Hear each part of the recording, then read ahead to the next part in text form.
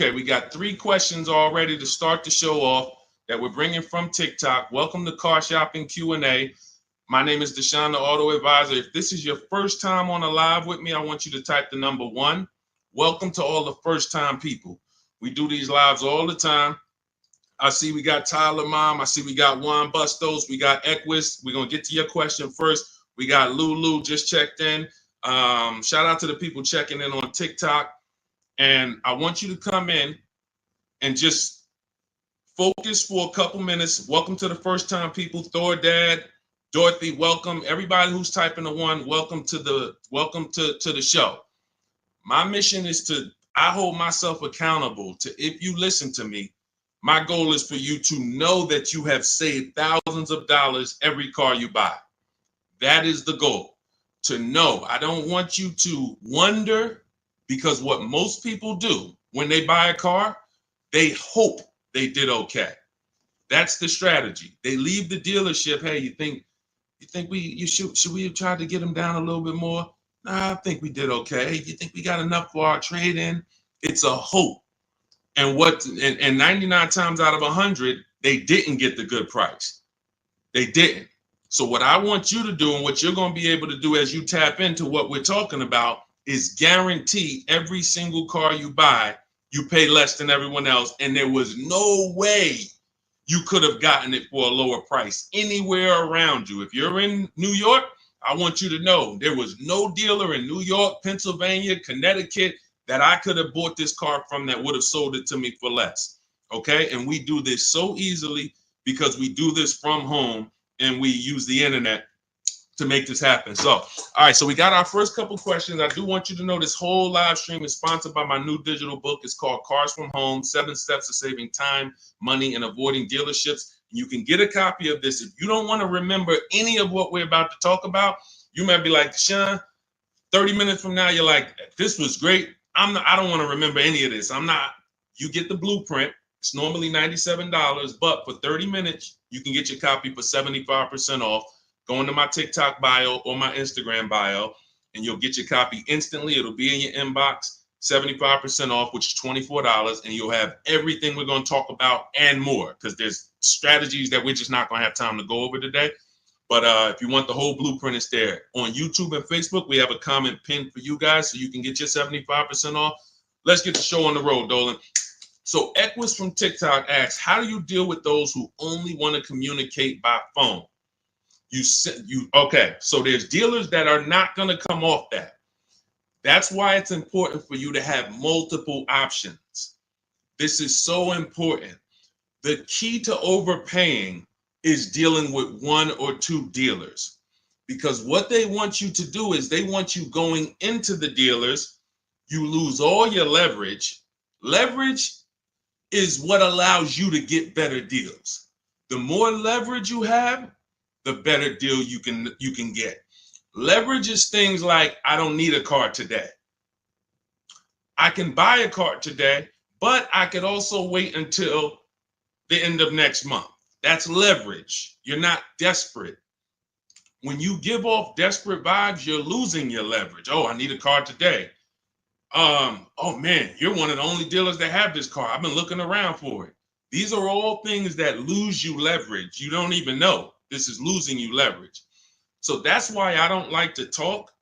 But in the event we are talking when we're at the dealership for a test drive only, or if we're at home and we're negotiating online and people say, hey, we only deal by phone. You make one statement. Hey, I'll be handling my entire process from home. None of the other dealers that I've spoken to have said that.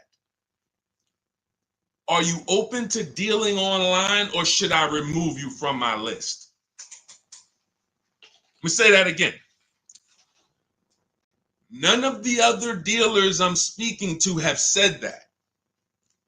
Are you open to working with me online, or should I remove you from my list? See how powerful that is? That's one of the scripts in my book. Everything we do is scripts, email scripts. But it's important that everything you do when you're dealing with a dealer end with a question. And I'm going to tell you why. We have something we call the 25 to 5. What's up, Jason? Good to see you. Jeffrey, good to see a lot of people checking in on TikTok. Good to see y'all. Everything you do must portray to the dealers, I'm not one of these other people that you've convinced you're the only game in town. Once they can convince you they're the only one with the car, they're the only one that has the sale, they're the only one that they got you. So everything we do is to show them, we know that no matter how much I like that blue Genesis GB70, there's probably 100 Genesis dealers in the United States, and there's probably 25 within 200 miles of me. And I'm talking to them too. They're in my inbox too. So don't worry if you're like, yo, how do we call? Yo, no, you don't do all of this by talking. You don't want to be doing all of this by talking. You want to be doing this by email. We go direct to the dealer site. Now, let's preface, let me make this clear. This is for new car buyers, anyone who's buying a new car. I want you to type me, or leasing. This is what you use.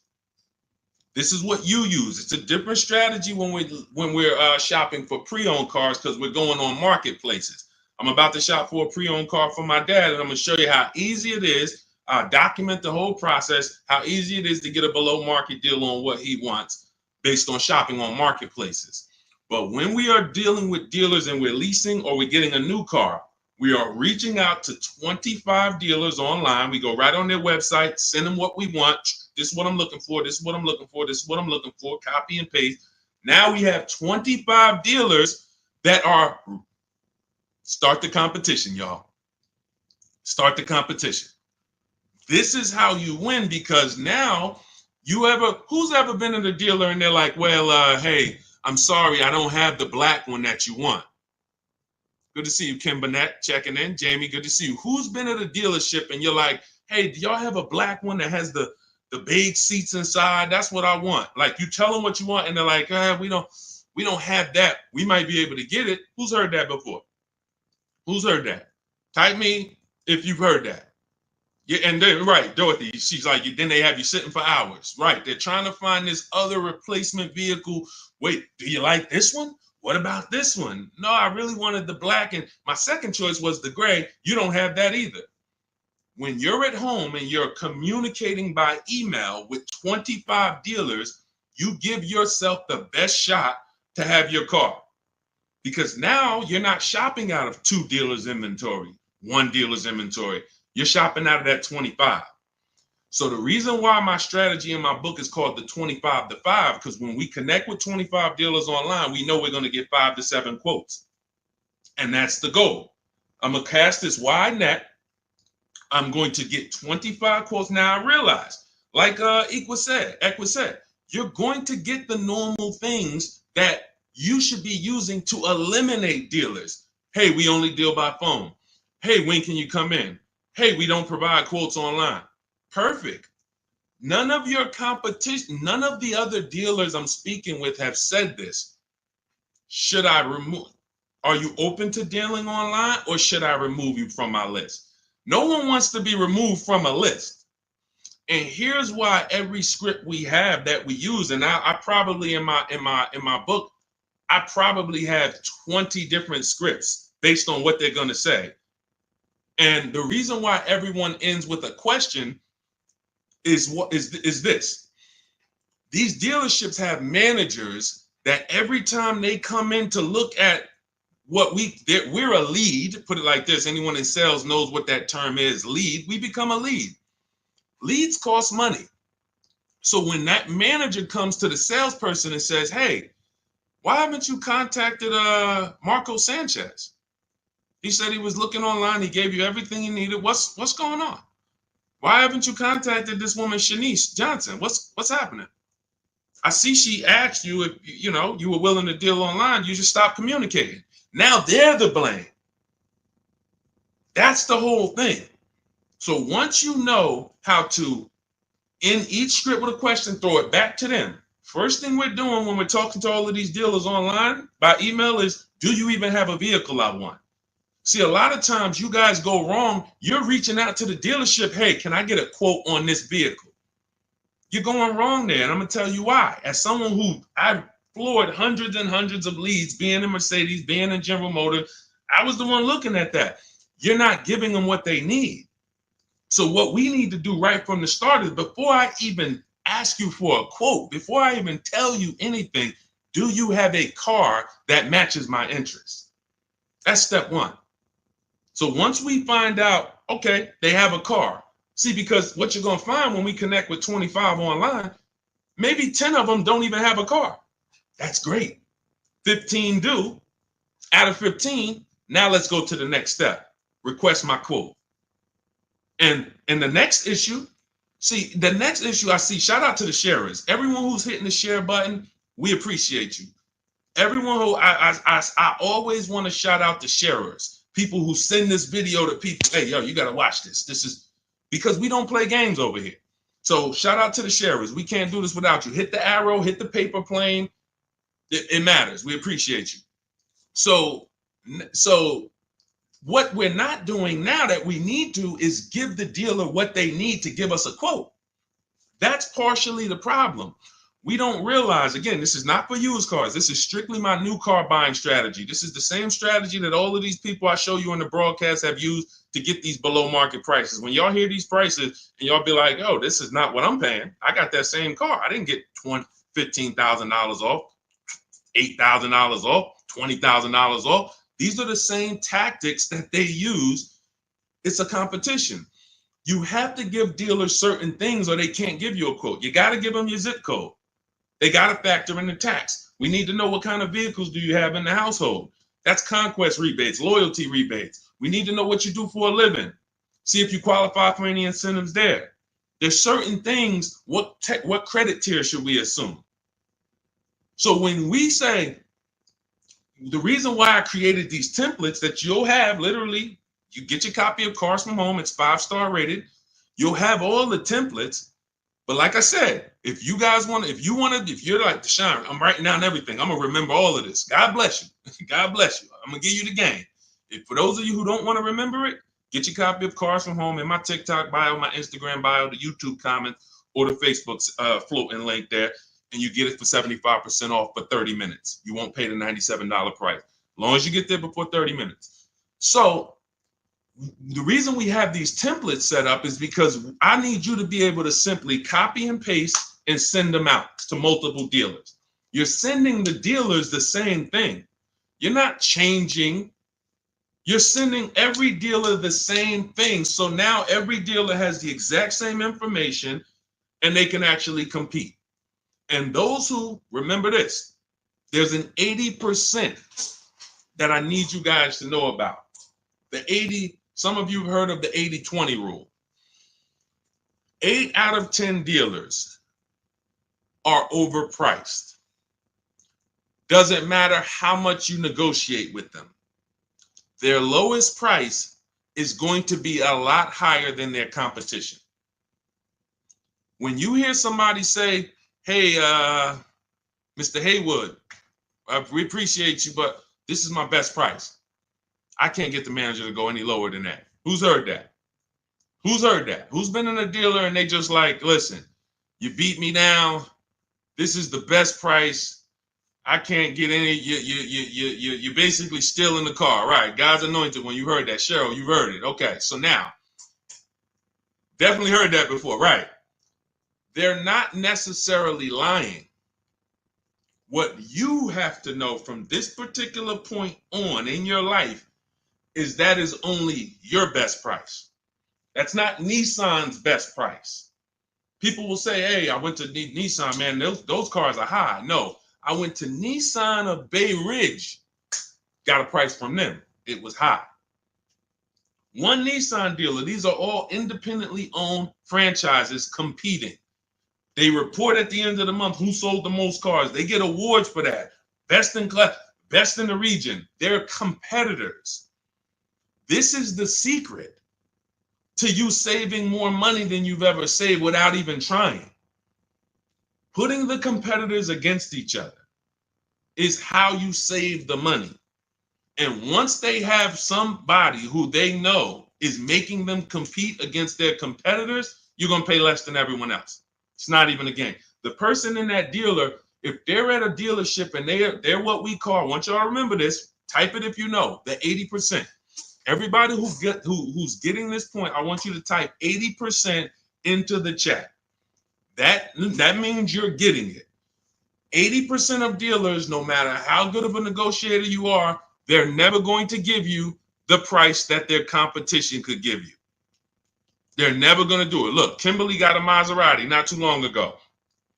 It was a $91,000 car. They took off $20,000. The dealer that won her bid was a 20% dealer. See, we got the 80% dealers that don't want to compete. They're going to make sure, yeah, I'll take off $4,000, but I'll leave myself another $3,000. I'll take off $6,000, but I'm not going to give you the $2,000 rebate that you don't know about. Yeah, I'll take off $2,000, but you're not going to know that I'm sitting on another $5,000. I'm not giving that up. That's the 80%. They're not going to give it up.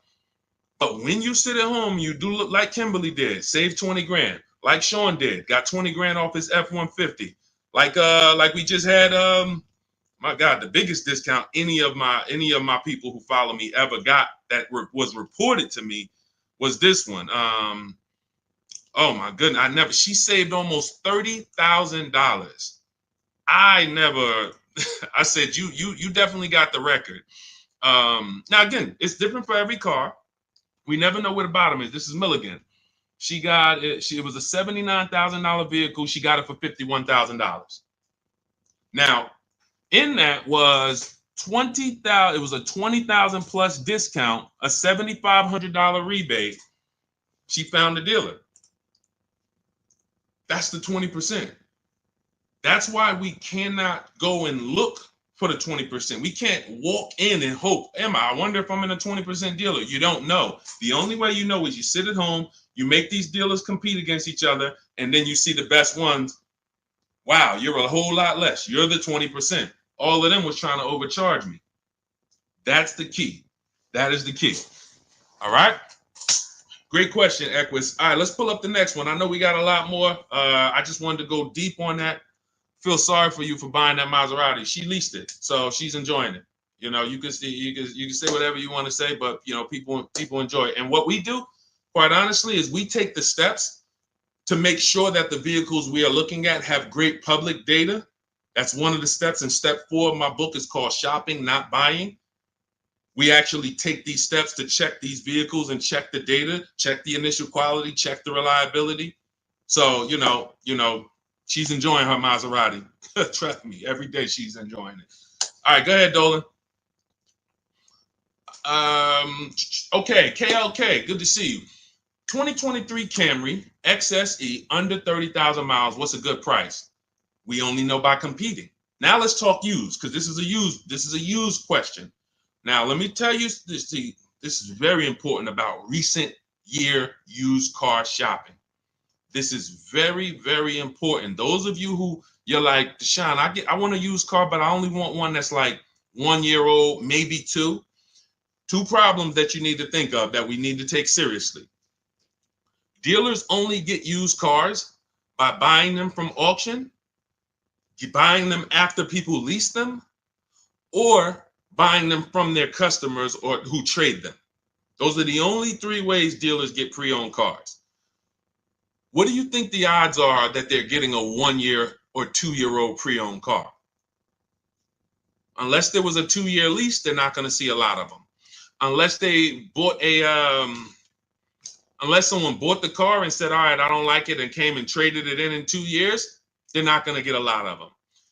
Problem with that is we don't have pricing to compare it to. See, when we're shopping for a pre-owned car, I'm about to shop for a 2021 Ford Explorer for my father. That's his first choice.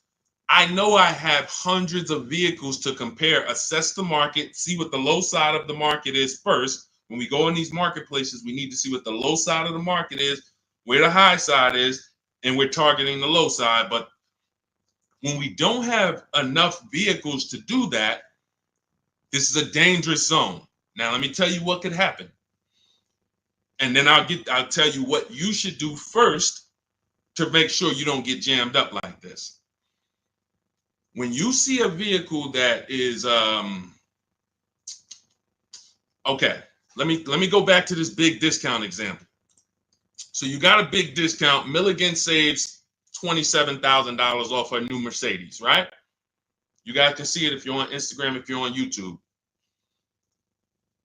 Even a regular deal where somebody saves $6,000, like Tiffany, she saved $65, almost $7,000. If somebody walks in to buy this vehicle 1 year old, they don't realize that the new market on that vehicle is almost $7,000 off. So they might look at a $44,000 vehicle that was originally $45,000, but today it's a 1 year old one. It has 8,000 miles on it. We're asking $35,000. All right, could you do 34? Because the new ones are 44. The new ones are 44. So maybe I could buy a 1 year old one for like 35. Okay, so all right, I buy it for 35. Problem is, the new market for that vehicle was 37 and change. So for $2,000 more, you could have got a brand new one. Does that make sense? Type locked in if that makes sense. I'm buying a 1 year old version of this vehicle. Sometimes people do this with 2 year old versions. They'll go in and they're like, okay, I see I'm saving $10,000 off a brand new one. I'm saving $12,000 off a brand new one. Well, so I'm gonna get this used one because it's $10,000, $12,000 less. Well, what happens if you could have saved $8,000 off the brand new one? You have to know the market for the new one when you're buying a vehicle that's that recent, that doesn't have a ton of competitors. And let's get even drastically more serious on how we could lose. Somebody like Sean, he gets the F-150. He saves $20,000. Let me pull up Sean's deal. This is and we'll get to the point of what you do to avoid this. But I need you to know how bad this is first. Sean gets a $20,000 discount off a brand new $73,000 F-150 using my shop from home strategies. Same strategies you're going to have in Cars from Home, the book. Get your copy immediately. So he gets this. What happens if somebody pulls up on a 1 year old or 2 year old F-150 Lightning that was originally 73? Now they see a dealer is listing it for 50. That sounds good, right? 2 year old F-150, 50,000. All right, that's got to be a good price. Now they buy a 2 year old one for 50. They think they won. They're driving around. Man, this truck was 73,000 new. I got mine for 50. Didn't realize that the brand new market on a brand new one with the rebates and the biggest discount you can get was 20,000 off. So for 7,000 more, you could have got a brand new one. Never titled, no owner. You're the first owner. But you bought a 2 year old one, you saved $7,000. No, you didn't. You overpaid because when you go to resell that vehicle one day, or when you go to assess it and see what it really worth, you overpaid for it. That's the dangerous part with recent year cars. So the first thing I would tell you to do, KLK, is anyone who's shopping for a 1 or 2 year old pre-owned vehicle, shop the new market first.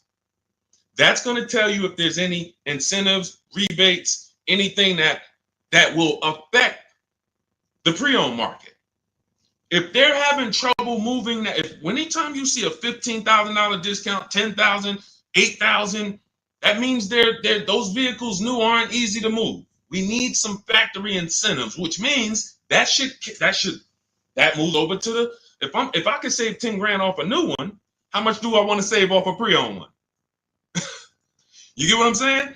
If I could save 10 grand off a new one, how much should I be saving off the pre-owned one?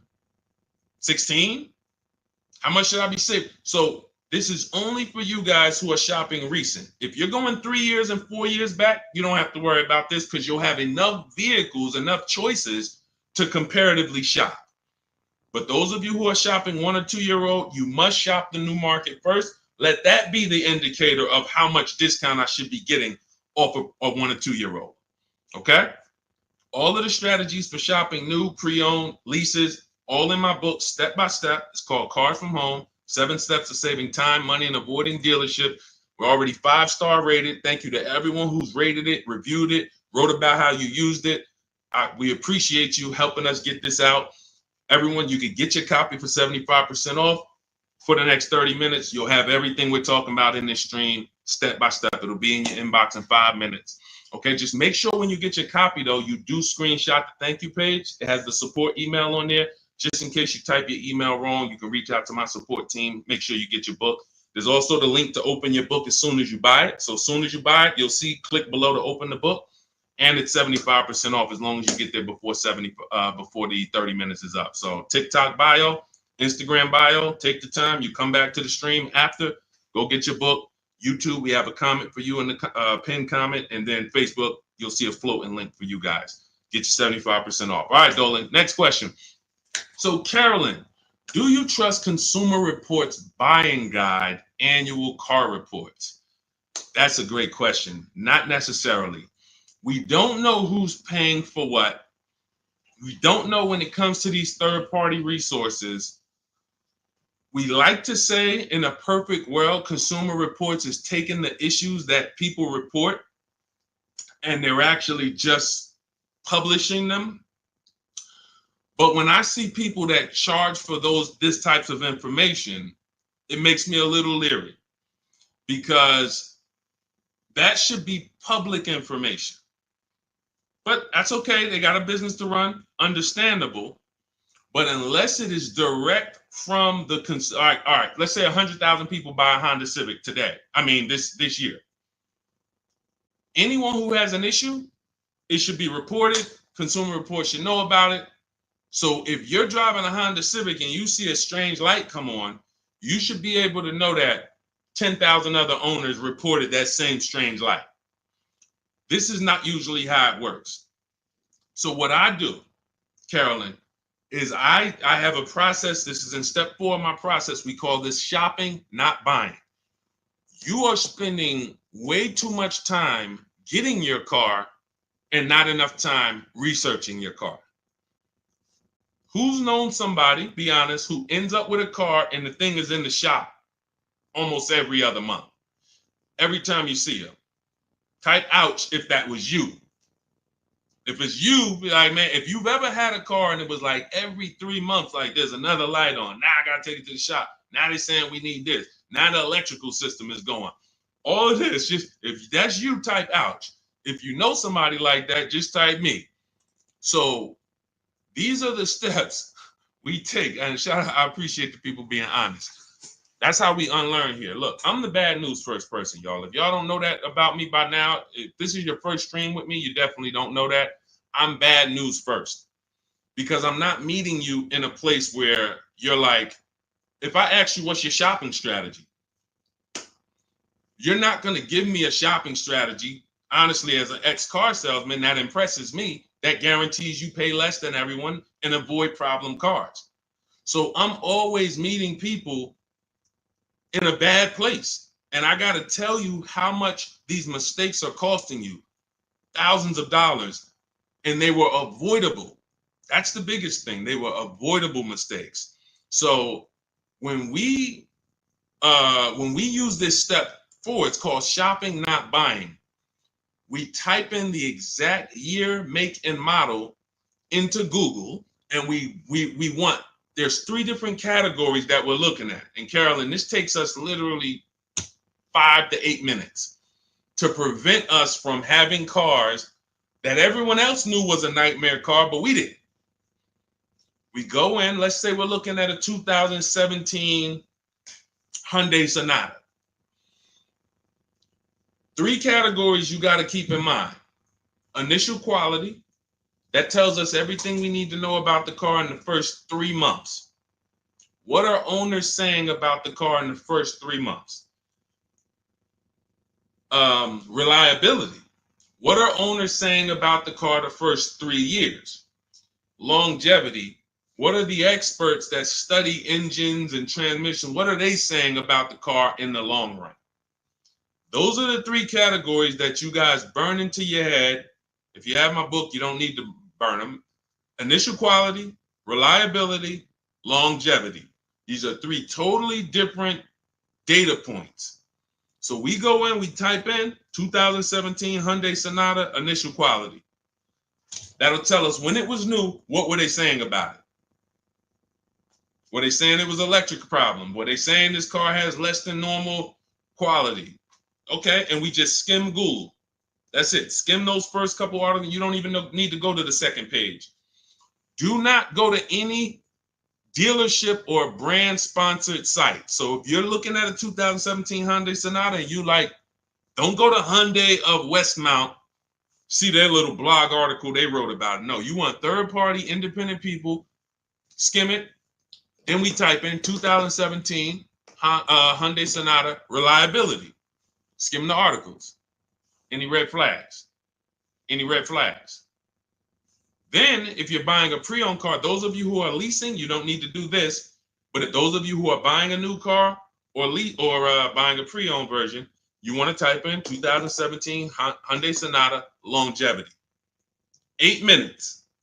8 minutes. To prevent. I've had people that's like, man, Deshone, once you told me about that quality search, the vehicle I was looking at, I had to eliminate it because they were saying it has electrical problems that year. That particular year, because sometimes the 2019 has electrical problem, the 2020 is fine. That means the manufacturer took the steps, saw the reports, saw that the reliability was lower than normal, people were reporting it, and then the following year they corrected it. Who's heard never buy a car the first year it comes out, or never buy a car when it has a new engine, or a new electrical system, or a new transmission? This is what happens. So that's why each year is important. But this is how these little things, see, because some people look and be like, Deshone, how long does it take you to get these deals? How long does it take all of these people to get these deals? When you're good, 90 minutes. Your first time, it'll take you about 2.5, 3 hours. By the time, before one visit to the dealership, by the time it would take you to get in a dealership, get in your car, go drive to a dealership, have them, hey, I'm here to see Charlie. Go get Charlie, pull up a car. Hey, yeah, they got to pick it out. No, Charlie, you got a white one? Now, next thing you know, by the time you did that, the total time, we already talking to 25 dealers. We already seeing the whole used car market. You at one dealer. They're at one dealer. It's leverage. So once you get good, you'll be able to get deals in 90 minutes. Now, I don't suggest you do your research in 90 minutes. I suggest when you are test driving cars and you're deciding what you want, don't rush that. Don't rush that. People call me, people DM me, Deshone, I got a car, I had it 6 months, I'm trying to replace it. You're about to lose a ton of money. You can't buy a depreciating asset and replace it in 6 months and not lose thousands of dollars. Many of you know that. If you buy a car today, try to take it back tomorrow, you already lost $5,000. So you can't switch it. So the problem is we don't spend enough time shopping. That's deciding what we want. And this is the process. So what you're hearing is a process. I know you're not used to this. It sounds like I always just wing it. Yeah, you wouldn't wing a house purchase, right? And if you did, you'd expect to lose. I could wing my house purchase. I don't really care. Just, boom, here's my application. All right, now home inspection, all that. All right, now they told me it was bad. You just wing it. How would that turn out? But the second most expensive purchase of our lives, most people out there winging it. So when you come over to this world, you no longer are winging it. You're following a predictable process of making sure I'm paying less than everyone and making sure I get quality vehicles. Okay, so no, Carolyn, I'm not going to say I don't trust Consumer Report, but I would certainly add to my research and do those three searches that I just talked about: initial quality, reliability, longevity. Any car we buy, we're going to do that to make sure that we're not getting a bad car. There's no guarantees, but it definitely is us taking the steps to see where the data is, to try to protect ourselves from a bad decision. Go ahead, Dolan. Next question. Tons of people you get a good price. I teach you to get a good price. You get a bad car. You lost. You know what I'm saying? Sharon, good to see you. My son has a 2002 Chevy Blazer. We're trying to purchase a used SUV as possible without making payments, maybe 10,000 or less, or maybe more. Any thoughts? So that's a Facebook Marketplace play. What we do when it comes to Facebook Marketplace, here's what you have to understand. You're looking for an owner. Anything under 10 grand, this is where the gems are, Facebook Marketplace. Because here's the thing. You're either going to buy private party or you're going to buy retail. The thing about retail is at a dealership. Retail in that price point, you're seeing a lot of crap. Not only are you seeing a lot of crap, you're seeing vehicles that were bought by dealers for $2,000, $5,000. Dealer puts $1,500 into them or whatever they put into them, turns around and sells the vehicle. Very, very light history on those vehicles. Don't really know what happened with them, who had them. Yeah, you can get a Carfax, but sometimes it's 3 owners. It's just you're literally going through. It's a needle in a haystack. And the sorting process that we use to buy our used cars, we sort it down based on title, based on service records, based on accident records. That's how we sort it down. Then we go into pricing. But in terms of just how we sort from the hundreds and hundreds of cars we look at online to our top 5, title history, service records, accident history. Once we know where the low side of the market is. So you got to look and say, all right, these older cars with higher mileage that I would find at a dealership for $6,000, they don't know anything about them. They don't know who had them. They don't know who owned them. They don't know the history.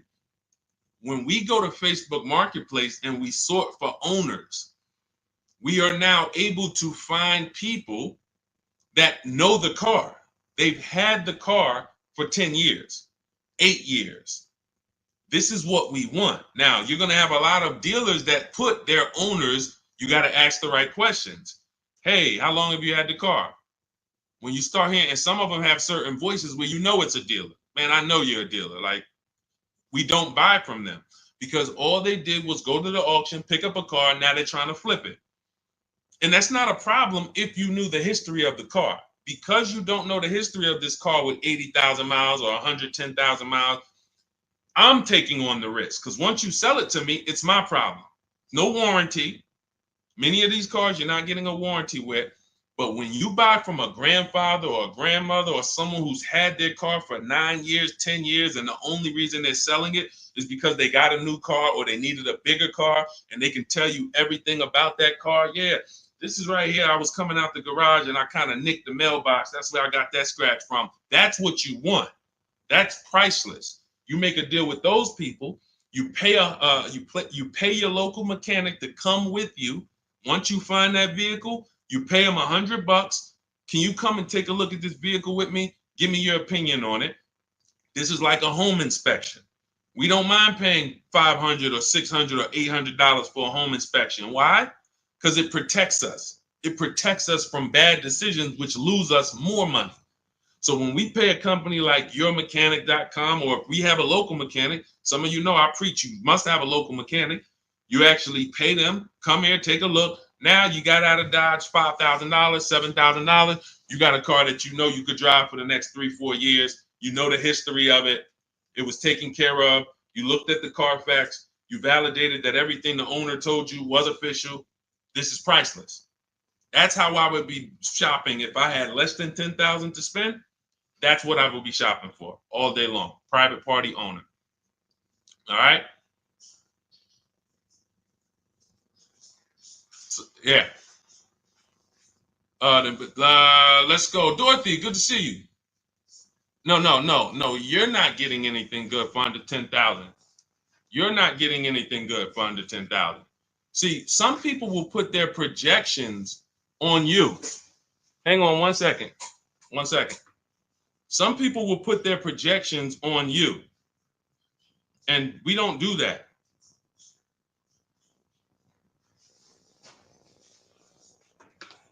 Hang on 1 second, y'all.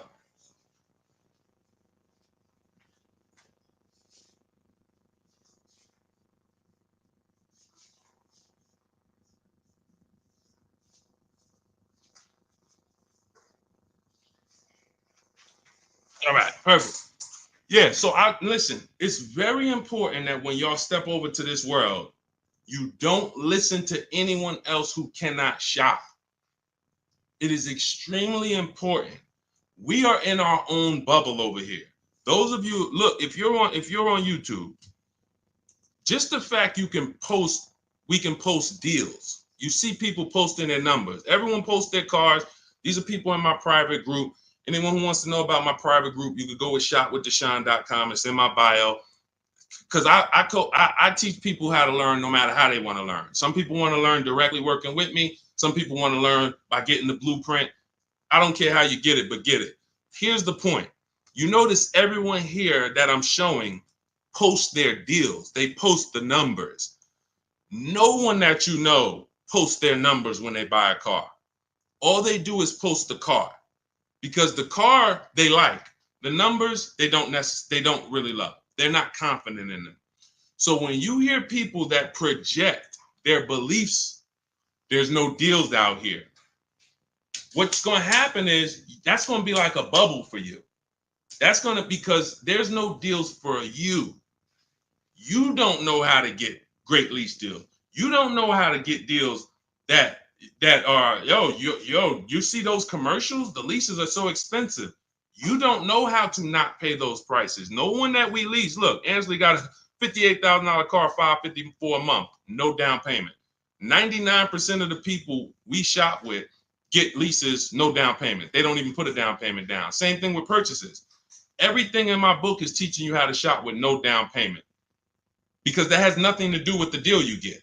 A down payment has nothing to do with the deal you get. If you walk in right now and there's a $40,000 car and they sell it to you for $50,000, here's a $40,000 car. I'm gonna sell it to you for $50,000, but you don't have to put any money down. Is that a deal? No or no? No or no? So you have to understand that as you learn to shop, everyone around you who doesn't know how to shop, they're struggling. That's why I'm welcoming all the people that's locked in. We've gotten over 10,000 books delivered this year. That's 10,000 people that have a blueprint for how to pay less than everyone else. But 60 million people a year buy cars. So we realize. So what I want you to understand is, anytime you're moving with these cars, you're going to see just blood around you. You're going to see people who, my God, I can't believe this. They would never show you their contracts. Look at your car. Oh, I see you got a new car. Hey, how much you paying for that? And listen, I don't want to talk about that. They don't want to talk about that. You have to be aware that that's what the world is doing. But that ain't what we're doing. That's why I show you dozens and dozens of people. Every page you visit, whether it's my book page, shop from home page, we got videos, other people trying to tell y'all, hey, come over to our world. Because that world over there that's a tough world to be in. Y'all, so stay away from people who try to project their beliefs on you. They struggle. All right, let's go. All right, go ahead. Next question, Dolan. Okay, Dorothy, why do they run your credit with all these banks? Well, first of all, you let them. So you got to understand, you're letting them. We use something called the bank bidding war. So the best thing for you to understand, Dorothy, is what the banks allow and how they allow you to shop rates. All right, when someone is trying to shop rates for you and they work for the dealership, here's what they're trying to do. What's the highest rate this person can pay? And we still make a deal. That is how a finance manager shops you to banks. So if a bank is looking, that's why you notice, who notices this?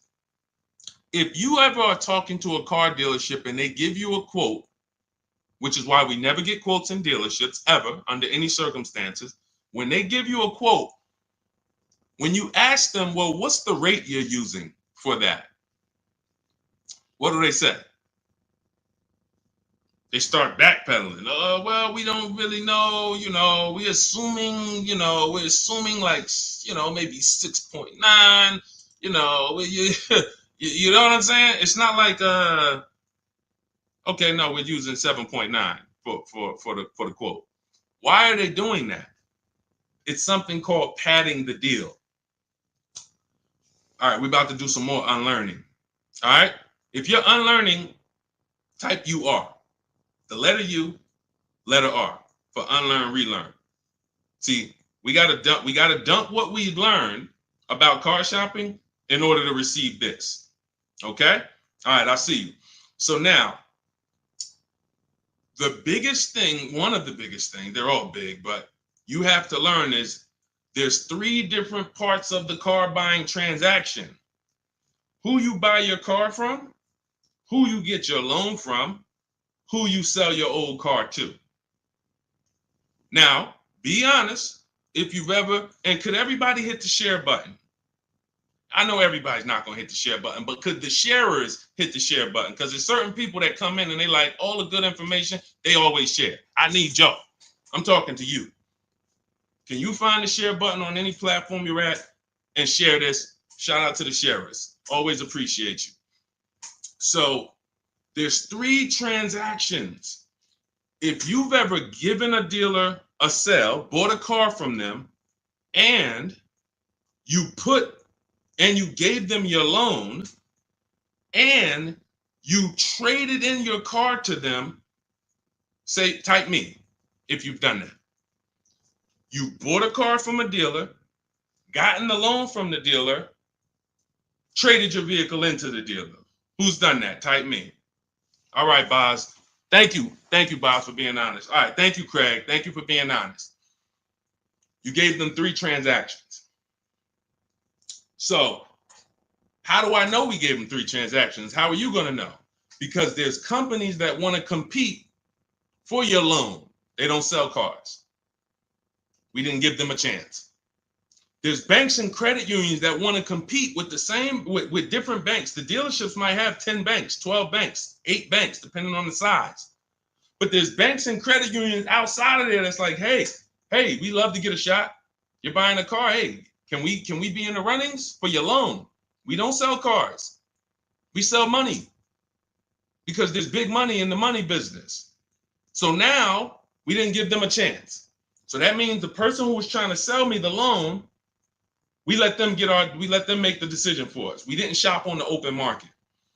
Now, second transaction, there's people that want to buy your cars.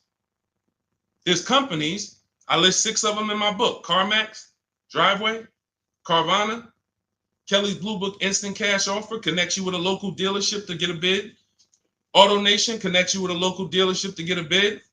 Car Gurus connects you with a local dealership to get a bid. So that's 6 companies that in 20 minutes you put in your car's information, you do the 5-minute appraisal, boom, they tell you, hey, this is what we can pay cash.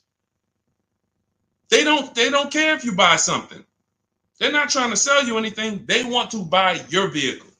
We didn't give them a chance. We got 1 offer from the same dealership we bought a car from. 3 transactions.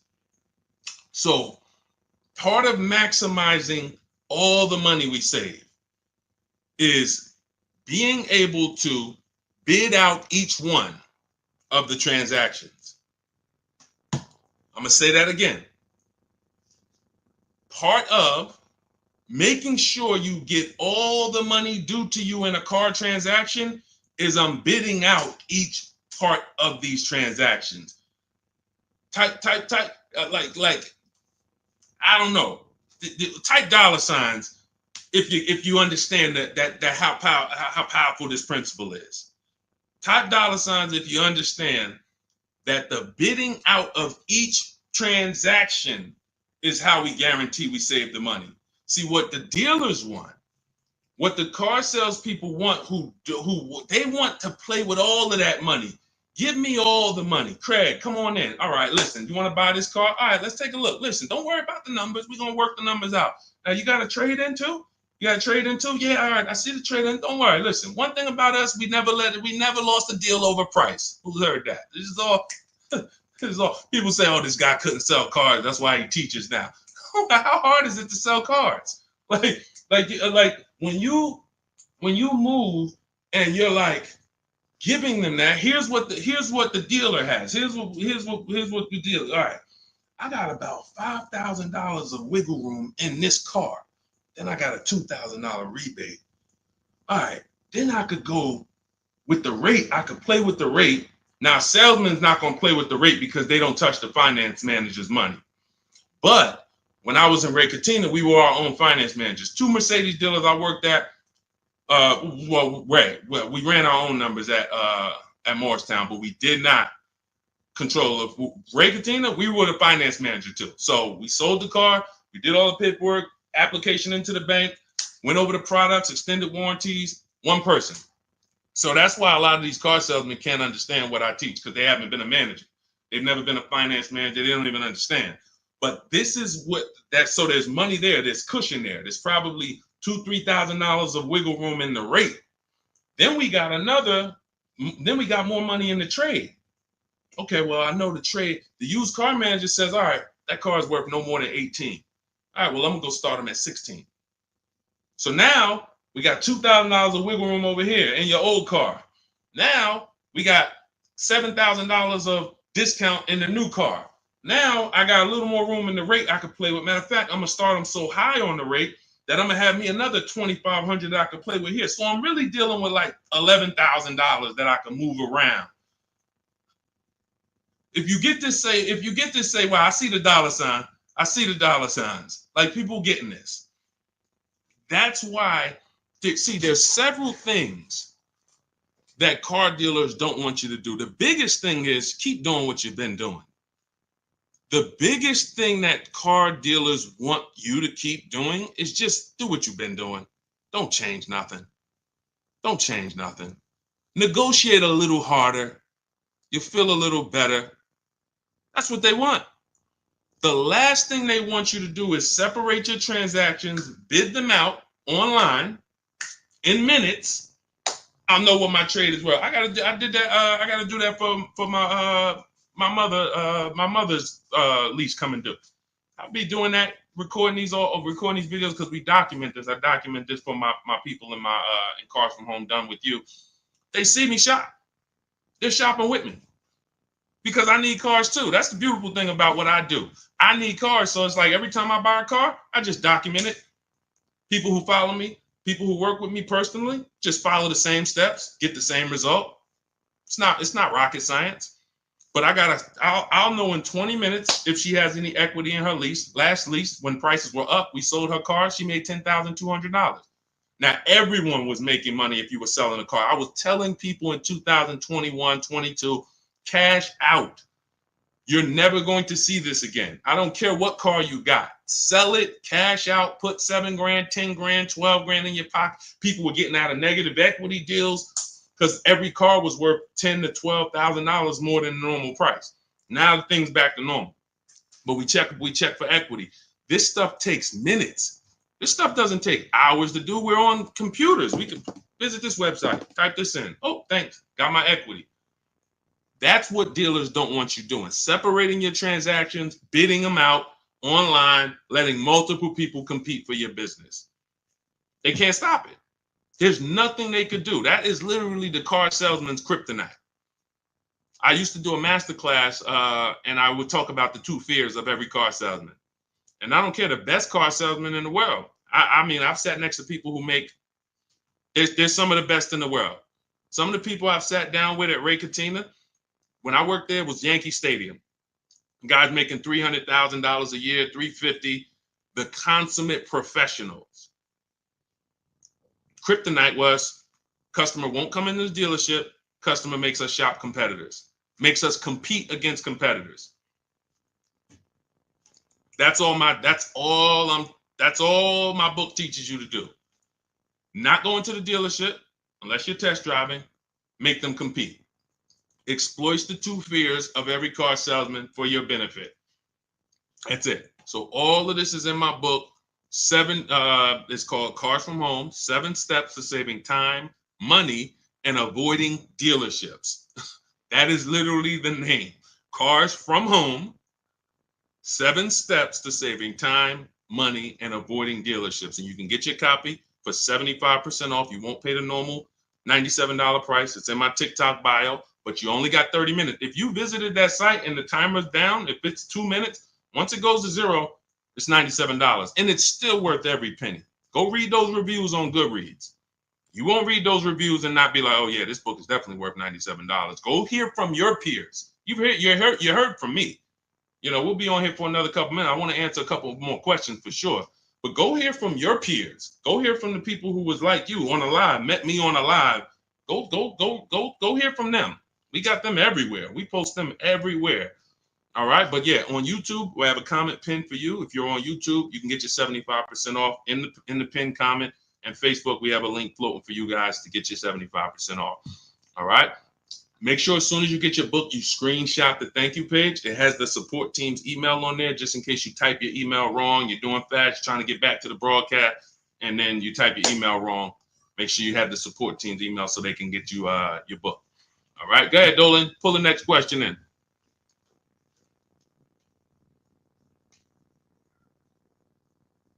Hang on 1 second.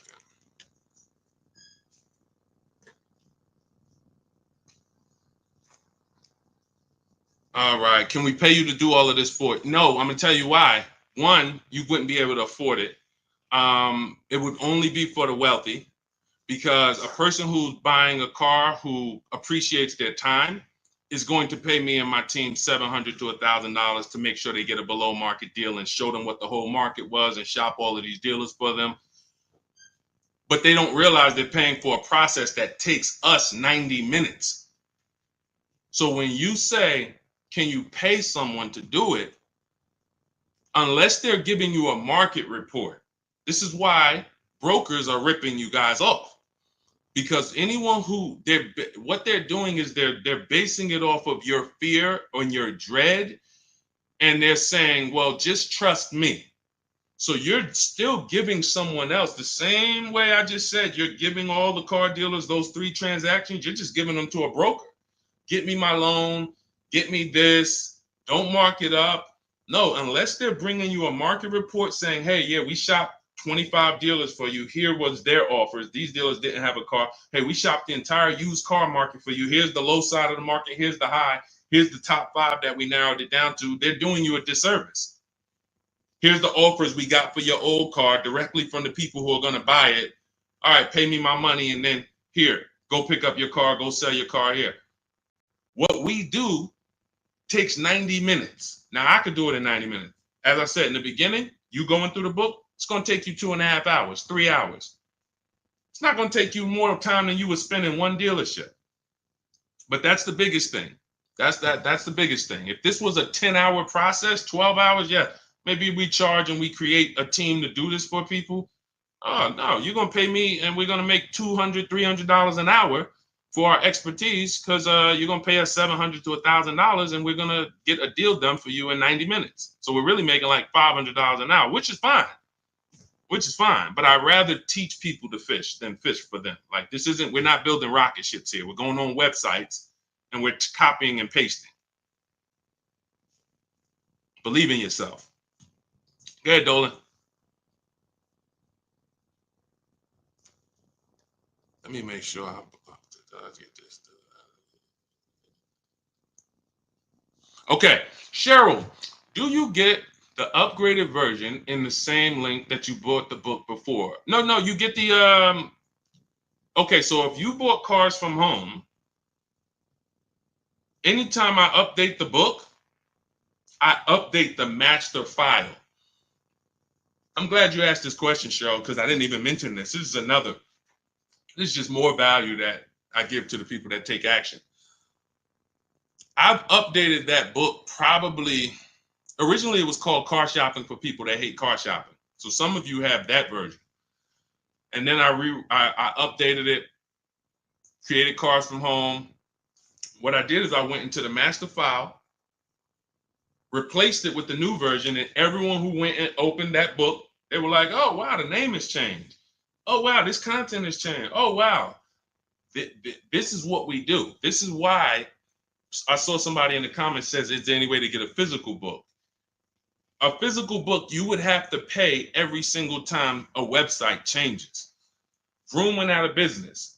Vroom used to compete to buy our cars. Vroom, every time we have 8 marketplaces we shop. When we were shopping for used cars, In my book, I have something called the multiple marketplace strategy. We're on cars.com, Car Gurus, Carfax, Auto Trader, Driveway, Carvana, CarMax, and eBay Motors. We're on 8 marketplaces. Vroom used to be there. It used to be 9. Vroom went out of business. If you had a physical book, what happens now? Now you got to wait for volume 2. Oh, here's the new version. Now you're paying again. We went right into the master file, took Vroom out, updated it. No one saw Vroom again. These are things we could only do with a digital book. Some people go digital for their own reasons. They make a digital book for their own reasons. Cars from Home is digital because it's the best way for it to be. I link you to scripts. If you're reading and you're not able to open the scripts and copy and paste, you click a link, you open all my, when you contact dealers, new cars and leases, there's a link you hit, open my scripts up, and you copy and paste them. You should be on a computer. We're car shopping on computers. So to be reading a physical book about car shopping on a computer, that just doesn't match. If you're reading about investing in stocks, sure. You're reading about other things, great. But we're car shopping online. The book should be online. So that's it. And anyone who has the book knows there'd be no way for that to be a physical book. I link you to certain videos. There's all types of stuff, bonuses in there, surprises, but wait, there's more. But not charging you for it. You're buying it and you're like, whoa, I didn't know he got videos in here that he links to. That's just all we do. We want to be the most valuable company to the car buyer. We take that very serious. Go ahead, Dolan. Yep, got mine. Good. I see you. Shout out to everybody who got their copy. Enjoy it and use it. Use it. What's up, Gladys? I need your help for my 24-year-old daughter that needs an affordable used car for work commute. We are in Raleigh, North Carolina. Max is $5,000. What I want you to do, Gladys, I want you to go to the YouTube or the Facebook replay. If you're on Facebook, I want you to watch this broadcast, but I need you to go about 20 minutes back, 30 minutes back. We had a woman on here who asked a similar question. Her budget was $10,000 max, and we went over a whole strategy for her. I want you to watch that, use that exact same strategy that we gave to her, okay? Because I don't want to just go over that. We went too into detail for me to just repeat it and go through all the things because some people heard it. Jeff Bees, he said, where do I locate the link? The link is in my TikTok bio. Click that picture of me. Same thing on Instagram. Click the picture of me. That's going to take you. You'll see a website there. And in that website is a link to activate the 75% off. You'll see 75% off new book, 30 minutes only. Go there, get your book, come back to the broadcast. Okay? And then on YouTube, we have the comment and check the comments for your link. And then on Facebook, we have a comment floating for you guys, a link floating for you guys. So get in where you fit in. Okay, Anna, I went to the dealership and they wanted to sell me a car for $40,000. The price was $25,000. They were charging 11.99% interest. Should be $480 monthly, but paper said $580. What to do? A couple things. You're mixing transactions. You're buying a car from them and you're giving them your loan. So when you allow them to do that, now they're able to move money around and manipulate the money. And all they're doing is hoping you negotiate. That's really what they're hoping. Hey, come on, negotiate. Don't just walk out. Give us a chance. We have all this money we're playing with, and we're hoping that you just try to negotiate with us. What they're hoping you don't do is to shop the competition. You need to find out who has the same car, because there are tons of dealers with the exact same car, and you need to get a price from them. Now, once you have the price from them, we use something called the bank bidding war, where once we have our best price on the car, now we're letting tons of banks and credit unions run our credit. Oh, Deshone, ain't that gonna mess our credit up? No, it is not. If you Google rate shopping, Experian, which is a credit bureau, they have an entire blog post where they teach you how you can rate shop within a certain period of time. You can have multiple banks and credit unions run your credit with a hard pull, and at the end of that rate shopping window, it's going to affect your credit like one hard pull. So if one hard pull would have dropped your credit score 10 points, 20 hard pulls in that wait window period will drop your credit score the same 10 points. This is how you rate shop, because many of you are overpaying, not just for the cars you're buying, for the loans you're getting. If you sign 11.99%, because some people wouldn't have asked questions, they would have signed the deal and just said, oh, I guess this was it. This is it. Hey, man, y'all got me. No money down. I did all right. And they would have not realized that you actually could have gotten 8.99. From 11.99 to 8.99 is literally, depending on the loan, $40,000 loan, that could be $2,000. So we're not taking rate shopping as seriously as we're taking car shopping. So what I'm doing, if I'm you, Anna, is I'm making sure I find every duplicate car out there, like the one that you're looking at, and I'm calling before I go. Because you also could have run into a dealership that listed one price online. Who's had this happen before? You see one price online, you get to the dealership, and they're like, okay, but we got a $2,000 prep fee. We got this this maintenance plan is mandatory. We added low jack in here, and then we have an internet fee that you have to pay that, or we can't do business. So you're like, wait, how the heck was the car 25? Who's had that happen? The car said 25. Now the bottom line is this, not just from the rate. So I made a video about that. It was about Atlantic Chevy. They had a vehicle on there that I called them, and they let me know they had no intention to sell the car to me at the price that was online. They were hoping, knowing, not even hoping, they know we're going to get so many people coming to this dealership from this price. We're going to sell some sucker who won't negotiate with us and who'll just be like, all right, man, I'm here already. Let me just get it over with. How much more is it? All right, what's the payment? You lost, bro. They just banged you over the head. They just extorted you, literally, and you signed a deal. So what we do is we find the similar cars. We always verify before we leave. You must verify fees before you go, because the gimmick is the bait and switch. What you're trying to decide, when we narrow this thing down, let me give you a real example here. You're narrowing your cars down. When I was narrowing my cars, I bought this white Infiniti truck 2 years ago. It was a 2020 at the time. It was 3 years old. I narrowed it down to my top 4. I realized that the prices online may not be the price that they want. The price online may be the gimmick price. So if I narrowed it down to my top 4, but I don't verify that there's only these 3 fees, pay attention. For those of you who have my book, who just got your book, you won't even have to worry about this. The price online should only come with 3 fees: tax, documentation fee, motor vehicles. That is it. Tax, motor vehicle, documentation fee. How do I know every single other fee is a scam? Because I've worked at several dealerships in 14 years, and not one of them had any fees other than those 3.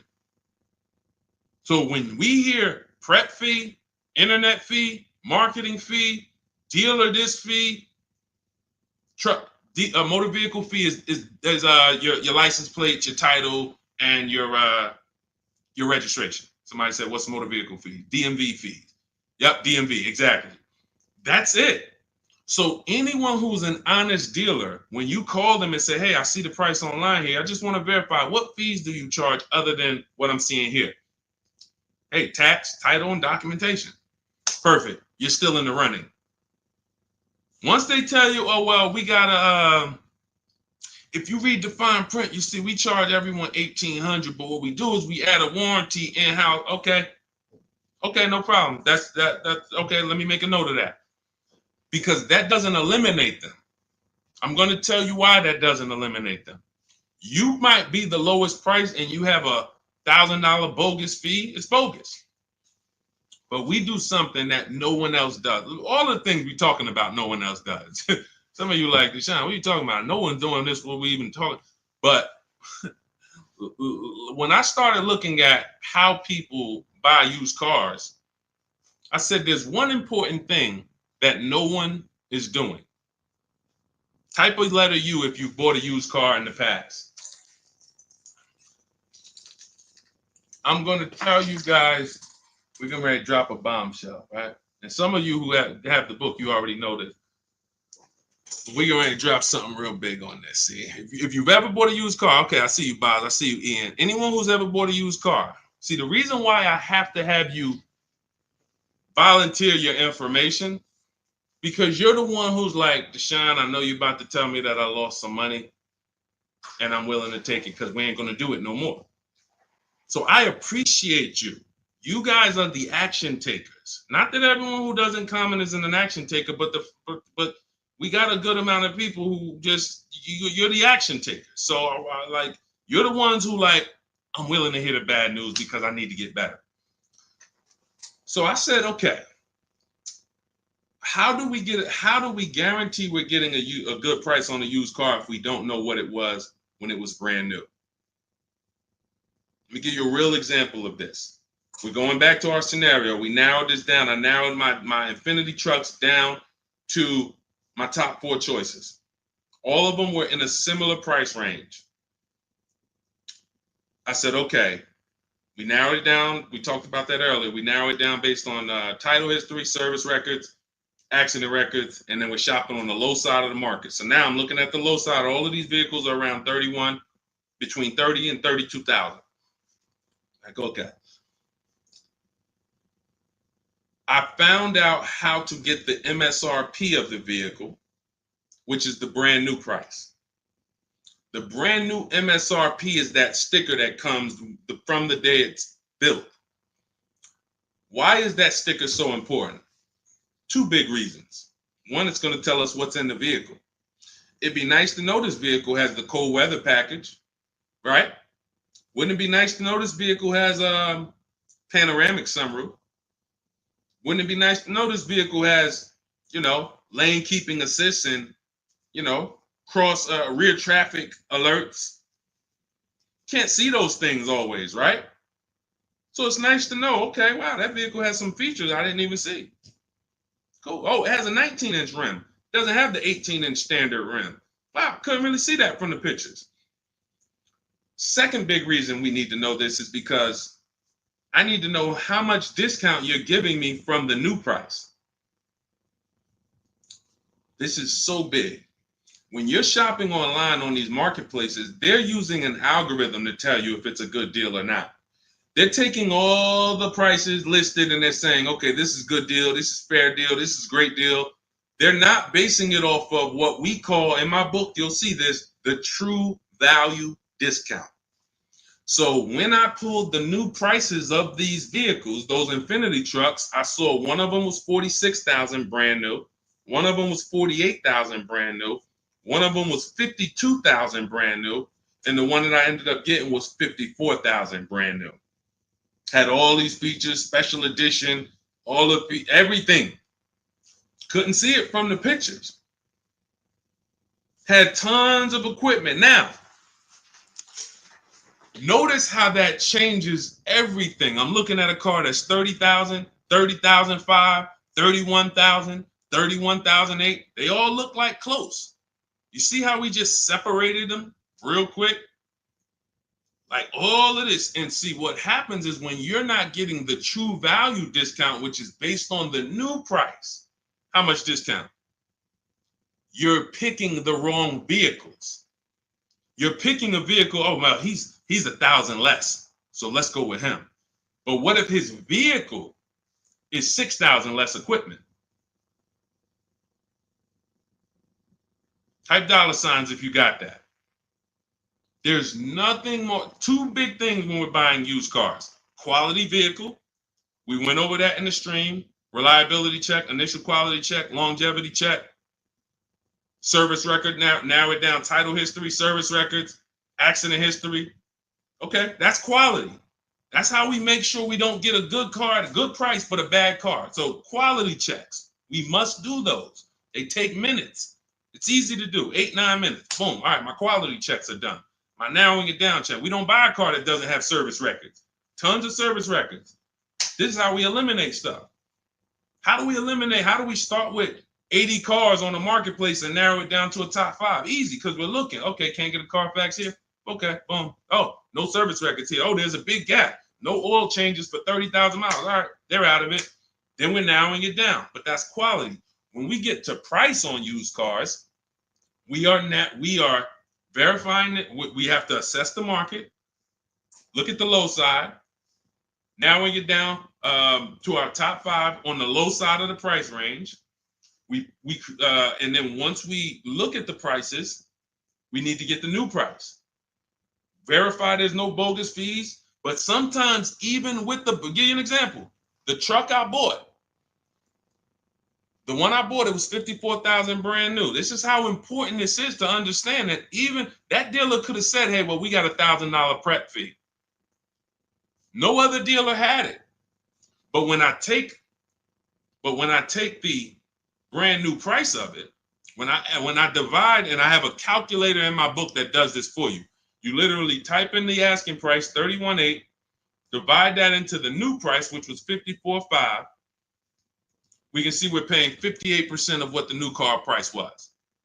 3-year-old vehicle had 26,000 miles at the time. I got a 42% discount. That's how we're judging it.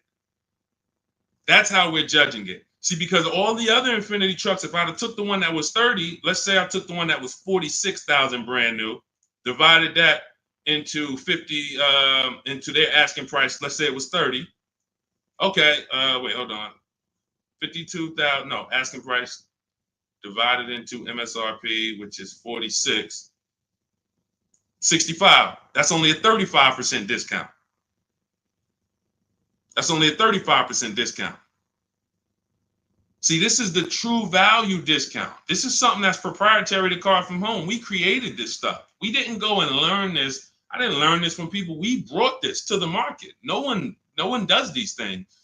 But now when we're looking at these cars that look seemingly similar asking price, once we know the new price, I could tell, okay, you're offering me a 35% discount from the new price. You're offering me 37%. The one I got offered me 42%. That's the biggest discount. Doesn't matter what the dealer's at. Oh, I don't want to negotiate. Or, hey, I got this fee. It's all about the true value discount, which is the discount from when it was new. And no man, I'm going to tell you, none of these marketplaces are going to do that. I'm going to tell you why they're not going to do it. They get paid to sell cars. Shout out to the people running the lights up, tapping the screen. Every time you hear something you like, just double tap the screen. Man, we killing it over here, man. Killing it. This is your money. This is your money. I can't care more about your money than you. If you care about your money, you're locked in. You're locked in. All I want is people writing me, sending me pictures, sending me emails. Deshone, man, look at this car. Look at what I paid for. I got 5 offers. This is what I chose. I had to drive an hour and a half to pick it up. I love those. Those emails make my day. Those emails make my day. All I want is more money in your family's household that you didn't have to spend. If other people are paying $700 a month to drive a car, I want you driving it for $500. If other people are getting a $2,000 discount, that's the average market value. I want you getting a $7,000 discount. That's it. I don't care about anything else. That's it. So everything we teach, I told you at the beginning of the stream, if you don't want to remember this, and you're like, Deshone, man, just give me the blueprint, because we're gonna go over a lot. We didn't even really go into leasing versus buying today. Like we haven't even, like, leasing versus buying. Those of you who are not keeping your cars 8 years, you're losing thousands and thousands of dollars not leasing. You're losing in depreciation and resale value.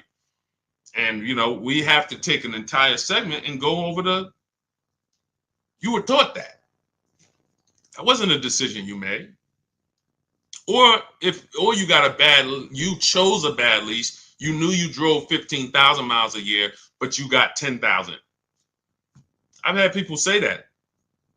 Yeah, I knew I needed like 18, but I got 12. I said, if I go over, I'll just buy the car. Terrible. Terrible. Who taught you that? Who told you to buy a car that you went over miles on? When you lease, they give you what's called a residual value. That's what you could buy the car for at the end. That residual value is usually not a good price. In most cases, that's not a good price. That's a price that you could get a used car for, a better used car, lower miles, comparable car for less than that. But every now and then, the residual value is market value, and it's like, all right, I'll buy it. But it's based on it's based on, you told us you were going to drive 30,000 miles in 3 years. This buyout price is market value for a car with 30,000 miles. You could buy this car for 19 grand. We expect you to have 30,000 miles. You can buy it for 19 grand. You go and you put 50,000 miles on it and you buy it for 19 grand. Do y'all understand that? Do you understand that? Market assessment. We just helped a young lady that works with me buy her lease out. She has a beautiful GV80, and she went and she made sure there was nothing else that she wanted to replace it with. I told her, if you keep this vehicle 8 years, you win another 8 years. Because if you don't, I can show you that if you just shop for another below market lease, you'd save a lot more money and you'd have new cars over the next. So I said, don't buy this lease out and then go and replace it in 3 years. You're lost because you're going to spend a ton of money. You've been paying for this car for years. And then she said, no. She went out. She looked at all the competitors. She said, Deshone, I'm telling you, I just love this car. I'm going to buy this car and it's going to be my car. I'm going to baby it. Perfect. But I said, listen, one more thing you must do. I need you to go on the marketplaces. I need you to put in the specs of what comparable cars to yours are actually listed for.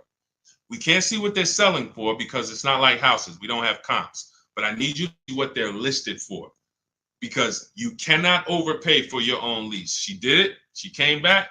She said all the cars that are listed for my buyout, I think her buyout was like 31,000. Every other GV80 was like, with comparable miles, was like 35, 30. So she was on the low side of it. She was on the low side of the market. I said, perfect. That's all. You're good. That's what matters. Because if you buy your lease out and you could have gotten a used version of that car for 31 and you paid 35 because you wanted to buy your own lease, you just overpaid by $4,000 to buy your own car.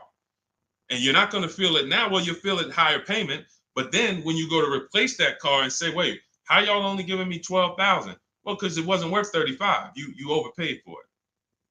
So this is how I dissect transactions. This is why anyone in New Jersey, anyone who's dealt with me, who knew me from the time I was with General Motors, and really when I got to Mercedes, that's when I really became an advisor.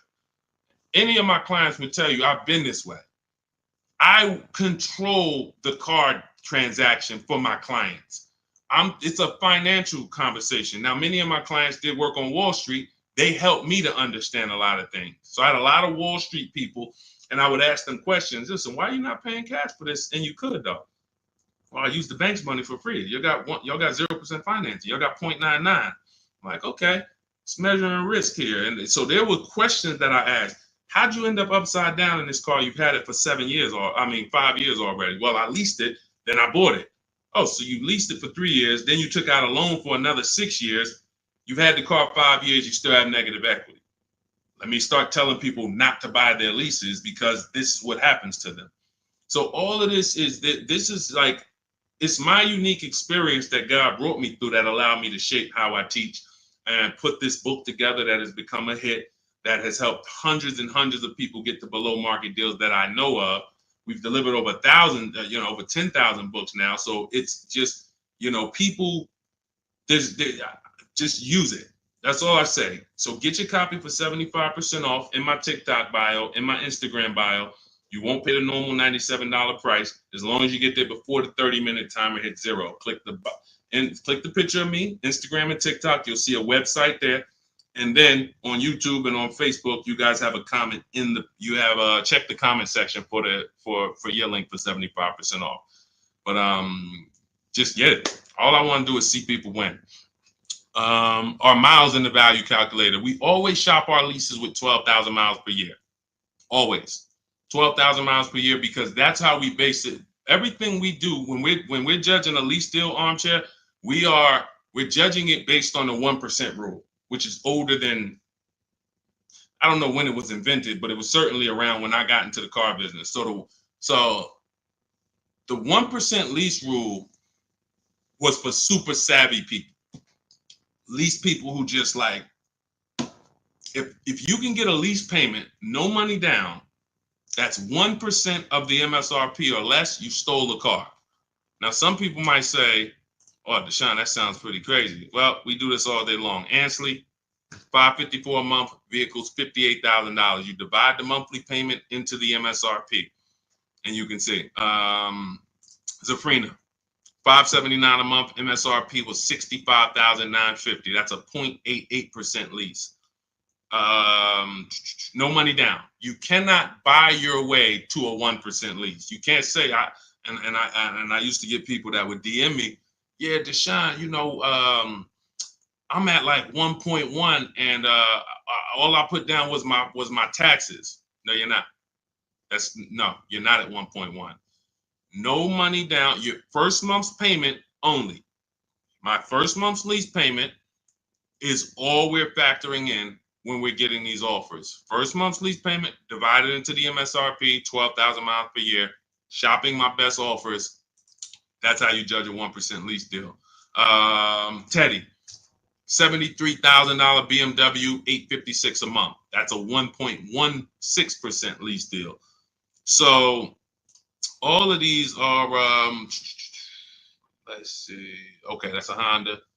Okay. Now, how does you don't get to a 1% deal by just negotiating? You need a great lease program. So we have a formula for overpaying for a lease. Overpaying for a lease is over 1.5%. You're paying too much money for a vehicle that you're giving back. Too much money. When you add up all the payments, oh yeah, absolutely. We lease with no money down. That's all we do, Antonio. When you add up all the payments, you'll see I paid $24,000 over 3 years for a vehicle that MSRP was 40.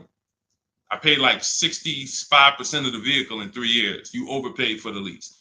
So that's why one of the reasons Dave Ramsey doesn't understand leases, because he probably looks at commercials and says, wow, you're paying all that. You're paying more than the natural depreciation of the vehicle. Yeah, at those numbers, you are.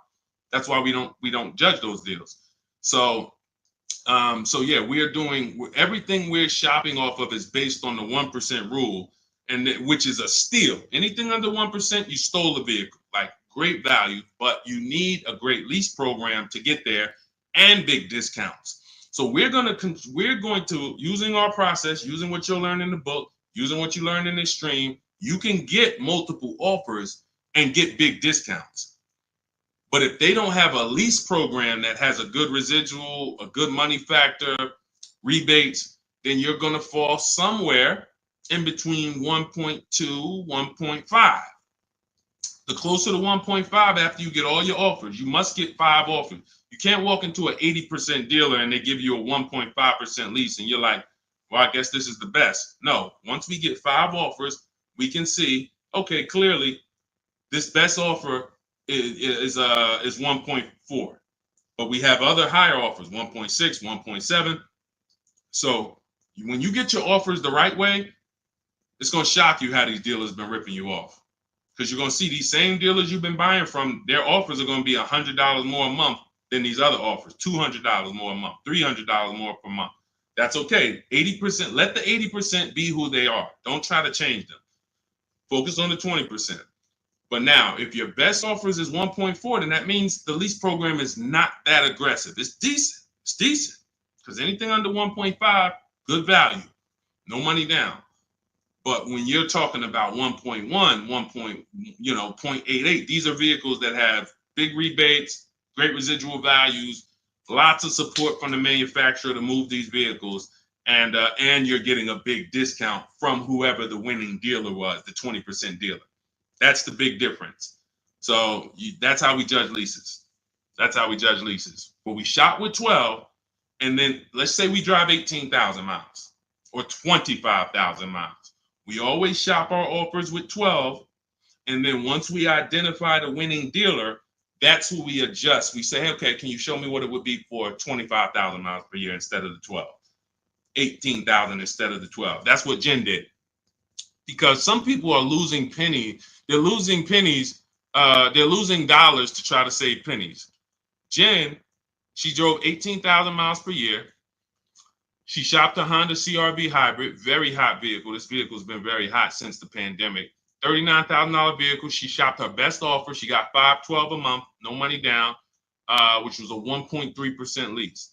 $39,000. So she drives 18,000 miles. She adjusted it to 18,000. The price went from $512 to $563. She can drive as much as she wants, enjoy her lease, not have to worry about foolish penalties that would have been her fault. That's what I say. If you didn't get enough lease mileage, it was your fault. To save $40, you got a lease that's going to penalize you for the mileage you drove for no reason. That just does it.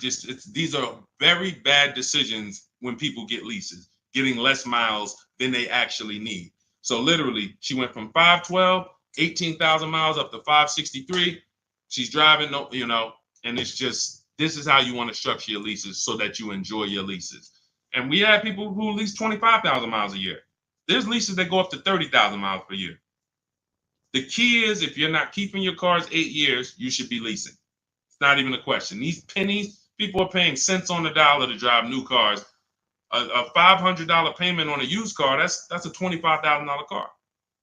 Can't compare that to driving $40,000 cars for the same payments and all of that. Oh, we just can't. All right.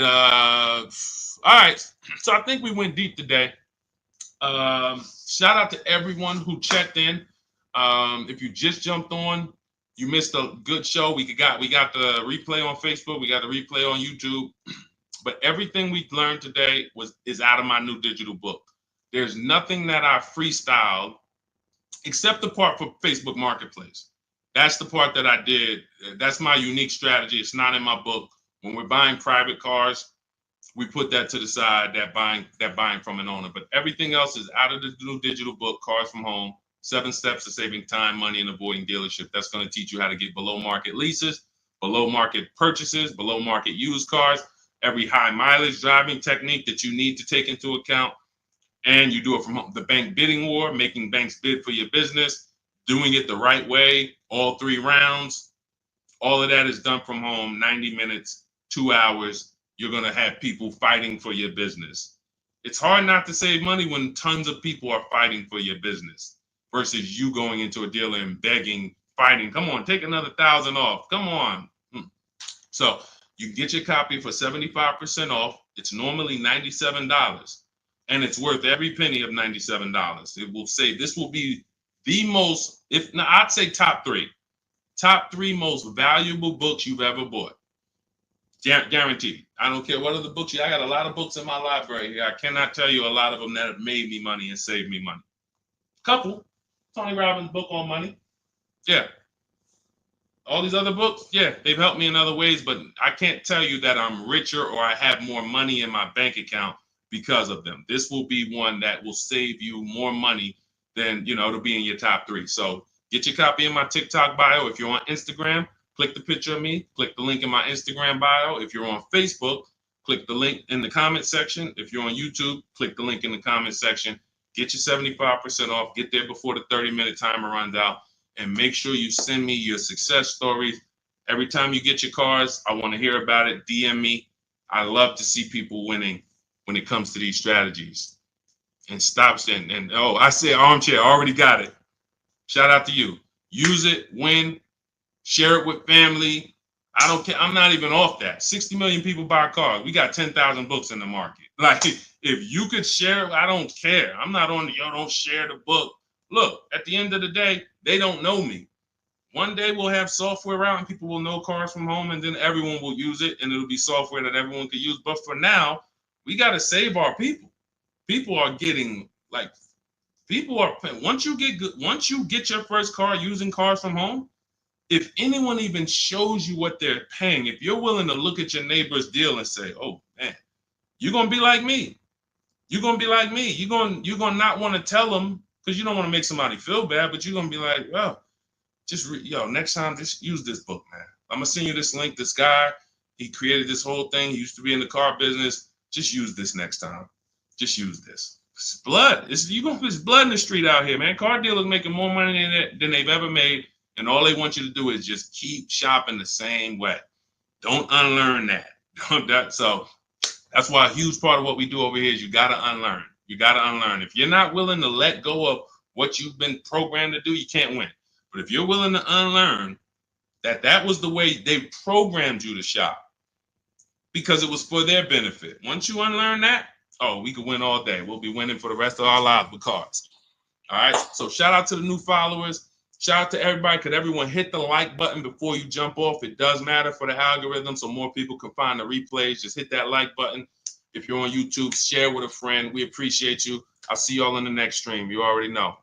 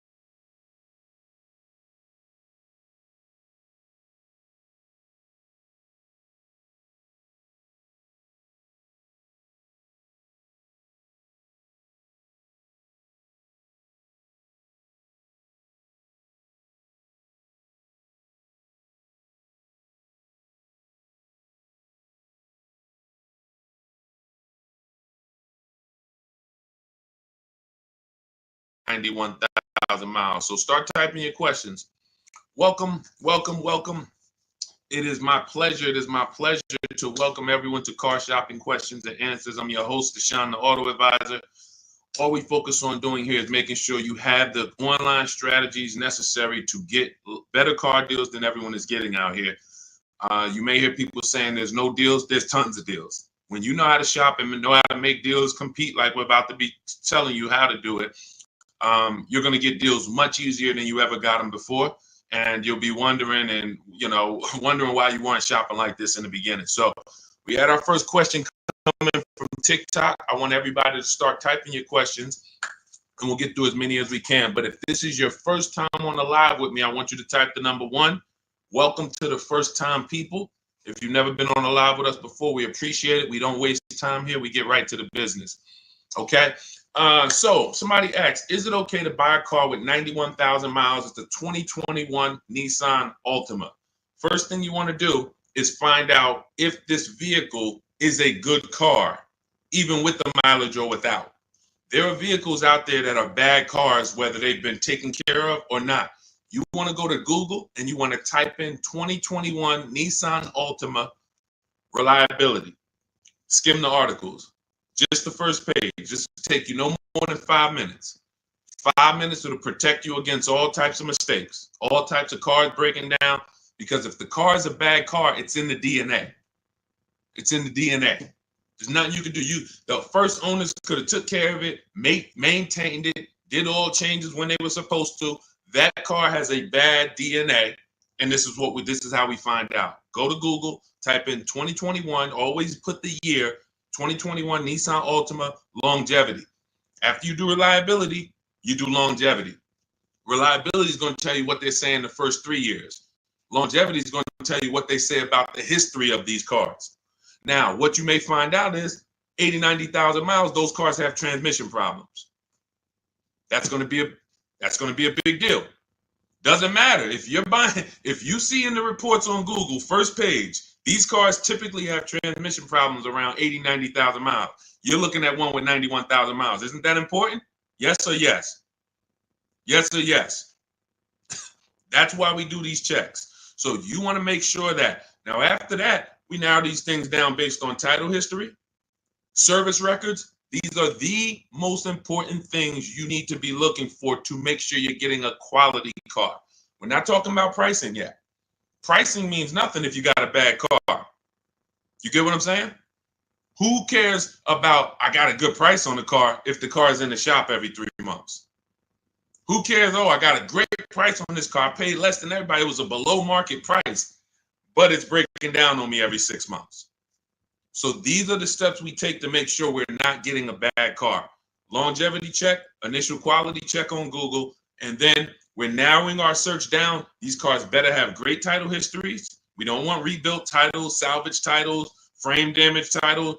Now we move into service records. That's why we only do Carfax. Carfax is the only vehicle history report right now that shows you service records. You do not want to buy a vehicle that has gaps in service. Doesn't matter what they tell you. Oh, I changed it myself. I changed the brakes and oil myself. Sorry, not good enough for me. That shouldn't be good enough for you either. Because if you can't prove that they serviced that car, not only are you taking the risk, one day you're going to turn around and sell it, unless you drive it till the wheels fall off. But even then, you might sell it for $4,000, $5,000, $6,000, whatever. You don't have service records. That hurts your resale value. Versus getting a car that was serviced, taken care of. Thank you, Joe. Now you get it, you service it, take care of it. Now 7, 8, 10 years later, you're selling it to the third or fourth owner, and they can see service records from the moment the vehicle was bought. So these are the things, and this is everything I'm teaching is inside my new digital book. Some of you have Googled it. It's called Cars from Home. 7 Steps to Saving Time, Money, and Avoiding Dealerships. It's 5-star rated all over Goodreads. Thank you to everyone who's written a review about it or rated it. So you can see it. You can get your copy of the book for 75% off. That's my welcome offer. That's my book launch offer. 75% off for 30 minutes. You go to my TikTok bio, click the picture of me, go to my Instagram bio. You'll see a website. Get your 75% off, get your book, and then come back to the show. And make sure after you get your book, you screenshot the thank you page because it has my support team's email. Because sometimes you'll type your email too fast because you're trying to catch the, trying to get the 75% off, and then we can't email you the book. Also on that thank you page is the link to open your book too. So YouTube, we have a link pinned for you in the comments, and then Facebook, we have a link for you guys to get your 75% off. So let's go.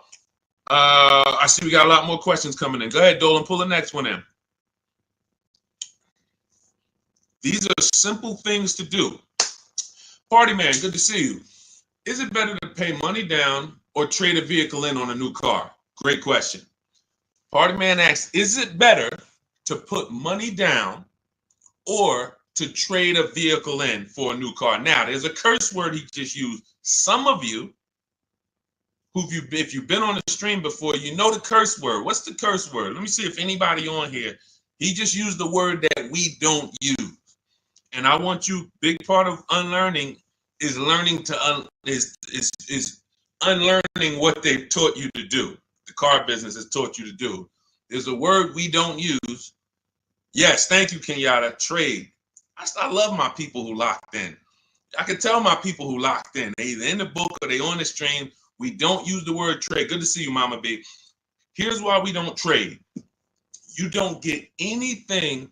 All right, let me give you an example. Let's say I want to get rid of this iPhone. Trading it, would I get more money trading it, or would I get more money listing it online to sell it? Selling it or trading it? Which would I get more money for?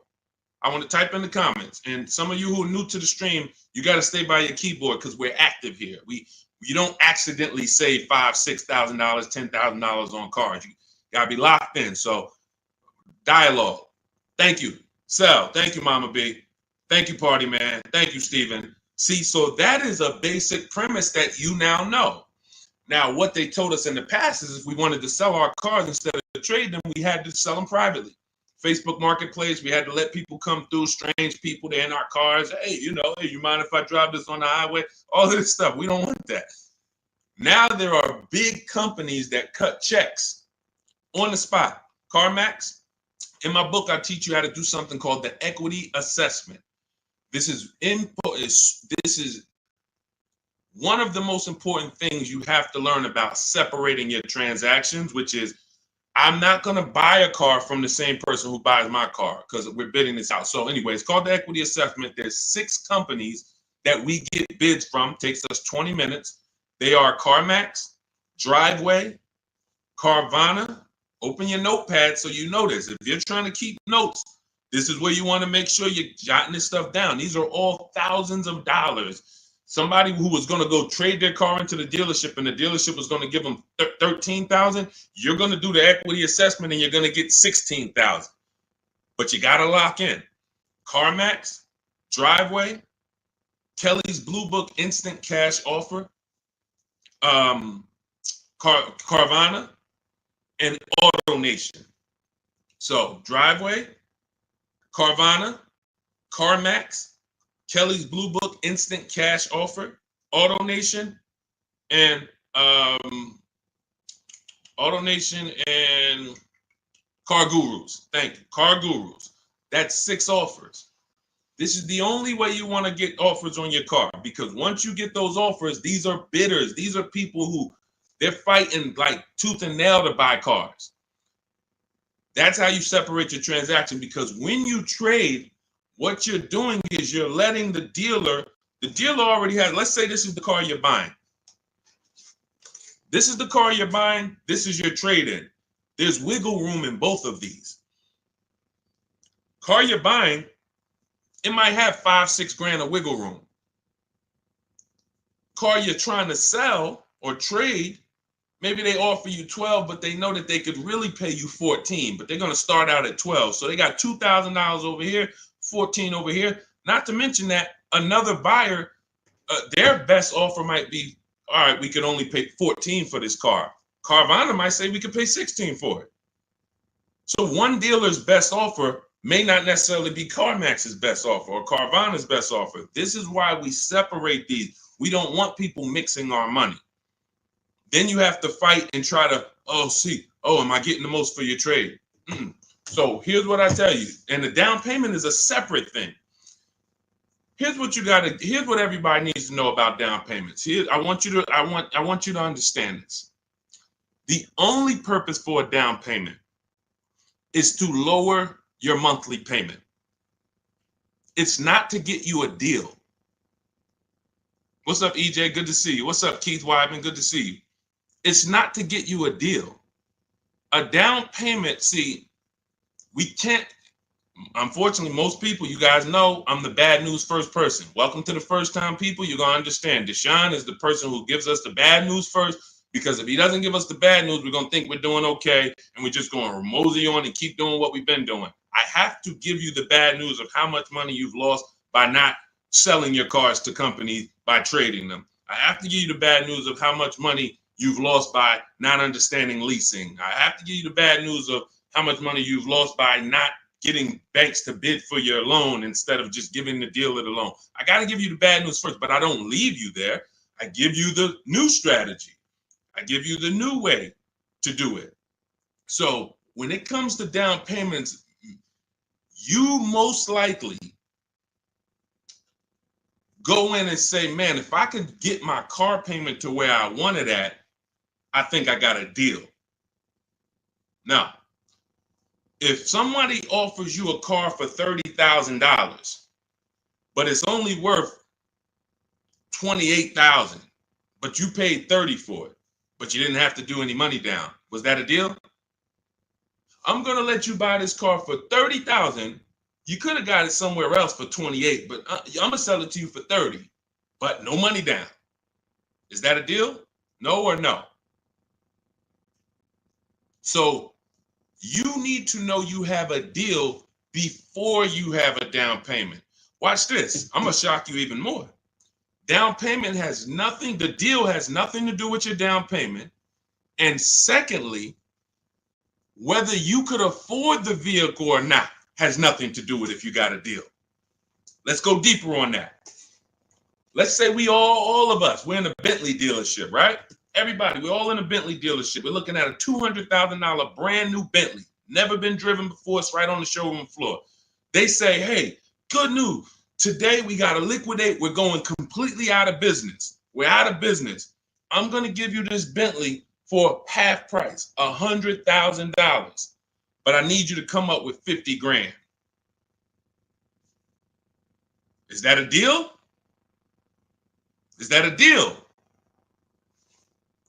Look, brand new Bentley, $200,000 on the sticker. They say, oh, we're going out of business. We got to get rid of this. I give it to you for 100 grand, but I need you to come up with 50 grand up front. Is that a deal? Thank you, Jewel. She's like, yes, absolutely. Now look, can we afford it? No. See, and somebody said no, because you're basing that off of your affordability. That's where I'm trying to get you to understand. You're affording the car has nothing to do with if it's a deal or not. The deal is, am I getting a below market price? Is this dealer selling me this used car lower than any other Honda Civic that I could have found? Is this dealer selling me this Ford Explorer lower than any other Ford Explorer? Is this a below market deal? Doesn't have anything to do with down payment. Down payment is just, all right, I'm going to get a loan and I want my payment to be a certain place. See, they and look, I'm a former car salesman. I'm only talking about the wolves. 80% of the people I work with, 80% of the dealers was wolves. 80% of car salesmen in this industry are wolves. That means they will put you in whatever deal makes them money, and you're second. The 20% though are the good people. You don't want to, what they do to you is make you think that if I get your payment to where you want it at, you should be happy. You got a deal. What I'm telling you is now, what's your action steps from now on? You're going to separate your who you buy your car from who you sell your old car to. And you're going to separate where you get your loan from who you buy your car from. These are three separate transactions. So what you just said, Party Man, to wrap up your question, you're asking, and you didn't realize this, you're asking about three transactions. You say, is it better to put money down or trade in a vehicle? Money down, that's between you and your bank. That's between you and who you're getting your loan from. You and the credit union who's giving you the loan. Hey, I found this car over here. They're selling me this car at a great price. I already made sure of it. I shop competitors. I use what Deshone teaches. I got 5 offers. I saw a lot of options. That car is a great price. Boom. Now, let me go get my loan. Car dealers, credit unions, banks. Hey, I want to buy this car over here. It's $29,000. Here's the sheet. Here's the buyer's order. All the details. What do you need? What's your rate? Now you can go to credit union. What's your rate? Bank of America. What's your rate? Hey, Wells Fargo. What's your rate? Navy Federal. What's your rate? Okay. Bank of America, you're the best. Now, what's my payment on that car? Well, right now your payment's going to be about $609 at that price, financing it with no money down. All right, I think I want my payment to be around $500. How much do I have to put down? Well, you're going to have to put down about $6,000. You're working this out with the bank, not with the dealership. If you're working out your payment with the dealership, they control your loan and the car they're selling you. Type $ if you get that. Anytime you are working out your monthly payment to purchase a new car or a used car, and the dealership is giving you your payment, you have let them they are controlling not just the car they're selling you, they're controlling your loan. We don't do that anymore. Find your car, get your loan, sell your car to CarMax, Driveway, Carvana, or one of these people. We've had hundreds of people do this. And this is how you maximize your equity. And this is how you make sure you're getting the best price. We don't mix these. Great question, David. He said, what about hard inquiries? In my book, I teach something called the bank bidding war.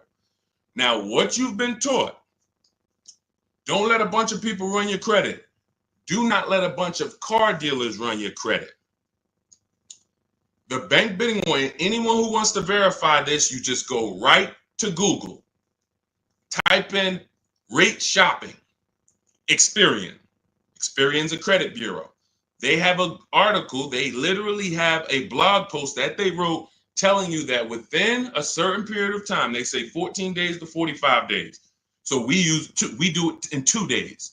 When you get my book, you'll see the bank bidding war blueprint I give you, teaching you how to make banks and credit unions bid. Takes 2 days, sometimes 1 day, because we do it after we solidify our best deal on a car. Now we're getting bid. if you do it within the rate shopping window, you can have 10, 15 dealers run your credit, and it's going to affect your score like one hard inquiry. So if one hard inquiry would have dropped your score 10 points, 15 banks competing would drop your score 10 points. But what the banks want you to do is the banks want you to just hey, come get your pre-approval here. Who's realized that pre-approval is the buzzword over the last 2 years, 3 years? I'm gonna get pre-approved. Check this out. The banks are on to you. The banks are on to that. So what they wanted to do to keep you from shopping their competitors, that's the whole game. If you're not seeing it already, we're 15, 20 minutes into this stream. If you can't see, the game is from dealerships and from banks to keep you from shopping their competitors. Now, what do? Get your pre-approval here. Now, they used to offer pre-approvals with a soft pull, but now they're like, you know what? Let's start locking the people in. They do a hard pull pre-approval. Now what they give you is a check to go and shop, but you have a hard pull on your credit, which means you've already started the rate shopping window, and the pre-approval has what on it? An expiration date. What happens when that pre-approval expires? This is your credit union that you thought, this is my friend. These people are trying to lock you in and trying to keep you from competing. What happens when that pre-approval that you got that says good for 30 days expires? Got to go get another one, right? So what does that mean? Another hard pull, right? Exactly. These are the issues with the way banks want you to shop. So everything we're doing is bringing competition to our car deals. Everything we do, when we're getting bids for our car, competition. I want a bunch of people competing for the car you're selling, not trading. When we're getting bids for our loan, I want a bunch of banks competing for our rates, not just one, not just the dealership. Then when we're buying a car, we're getting multiple offers. And here's the best part, not just the money. We do this from home. We do this from home. In fact, there's no way you can do this unless you're at home. You can't do what I'm talking about, going into dealerships and banks and visiting them. How long would that take? That's why my new book is called Cars from Home. It's simple. Cars from Home. That's what you want to focus on. So, a couple things we just hit on. Party man, separating our transactions. Who you sell your old car to is different than who you're going to buy your car from, is different than who you're going to get your loan from.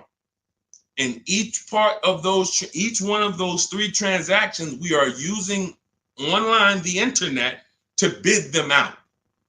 Bidding out who we sell our car to, bidding out who we get our loan from, bidding out who we buy our car from. That's how we get deals like this. Some of you, if you're on YouTube, you can see this. Look, Adina got a Toyota Corolla. She was shopping for a Toyota Corolla. Fast forward, she ended up getting a 2024 Hyundai Elantra, $12K, $365 a month, no money down. You won't see a Hyundai Elantra commercial for a lease that says, hey, come lease a Hyundai Elantra, 12,000 miles per year, $365 a month, drive off. You won't see that. You'll see come lease a Hyundai Elantra, $249 a month with $3,600 down plus tax and fees. You got to put around $6,000 down and you could get a $350 payment. She did it with no money down, getting bids, staying at home, using what you're going to learn in my book, using my copy and paste strategy. Now, look, you could do it on your own. You want to call around, talk to dealerships, get prices. But here's what I'm telling you. You must shop competitors. You are not going to save the big money. You're not going to get deals like this. Look at Melissa. Equity assessment. Perfect example of someone who did a proper equity assessment. What's up, Noel? Good to see you, Noel. Nathan, good to see you, Lessa. I took possession of a 2025 Honda Pilot EXL before finalizing my lease. Look, my best offer was on my 2018 Sorento, gave me $12,000 in equity from Carvana. She didn't trade. Now here's what we do. Bonus, which she ended up winning. After she found the dealer who sold her the Honda at the lowest price, she asked them, "Can you match or beat the offer I got?" That we do. There's nothing wrong with asking the dealer, "Hey, the one you're gonna buy the car from, they won the bid. Hey, I'm gonna sell my old car to CarMax. Hey, they're giving me 12. If you could match it, I'll do it with you." Sometimes they're like, "Hey, you know what? Let's find a way to get that car."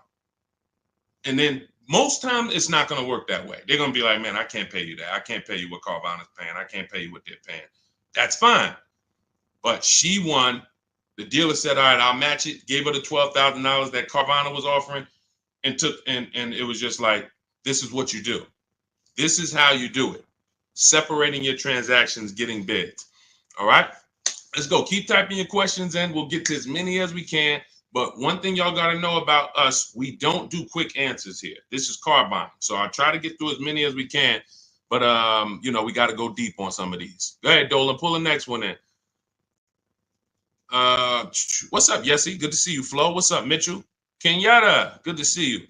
Do previous book buyers get an update? Everybody who gets a book gets an update every time I update the book. And I've updated the book probably 5 times since I wrote it, because we get new websites that come in. We get websites that go out of business. I update the scripts. In my book, I have copy and paste scripts. We don't talk to dealers. Who doesn't like talking to dealers? Who does not like talking to car salesmen? Let me say, I might have a bunch of people on here who love it. Deshaun, I love talking to car salesmen. It's my thing. I get a thrill out of it.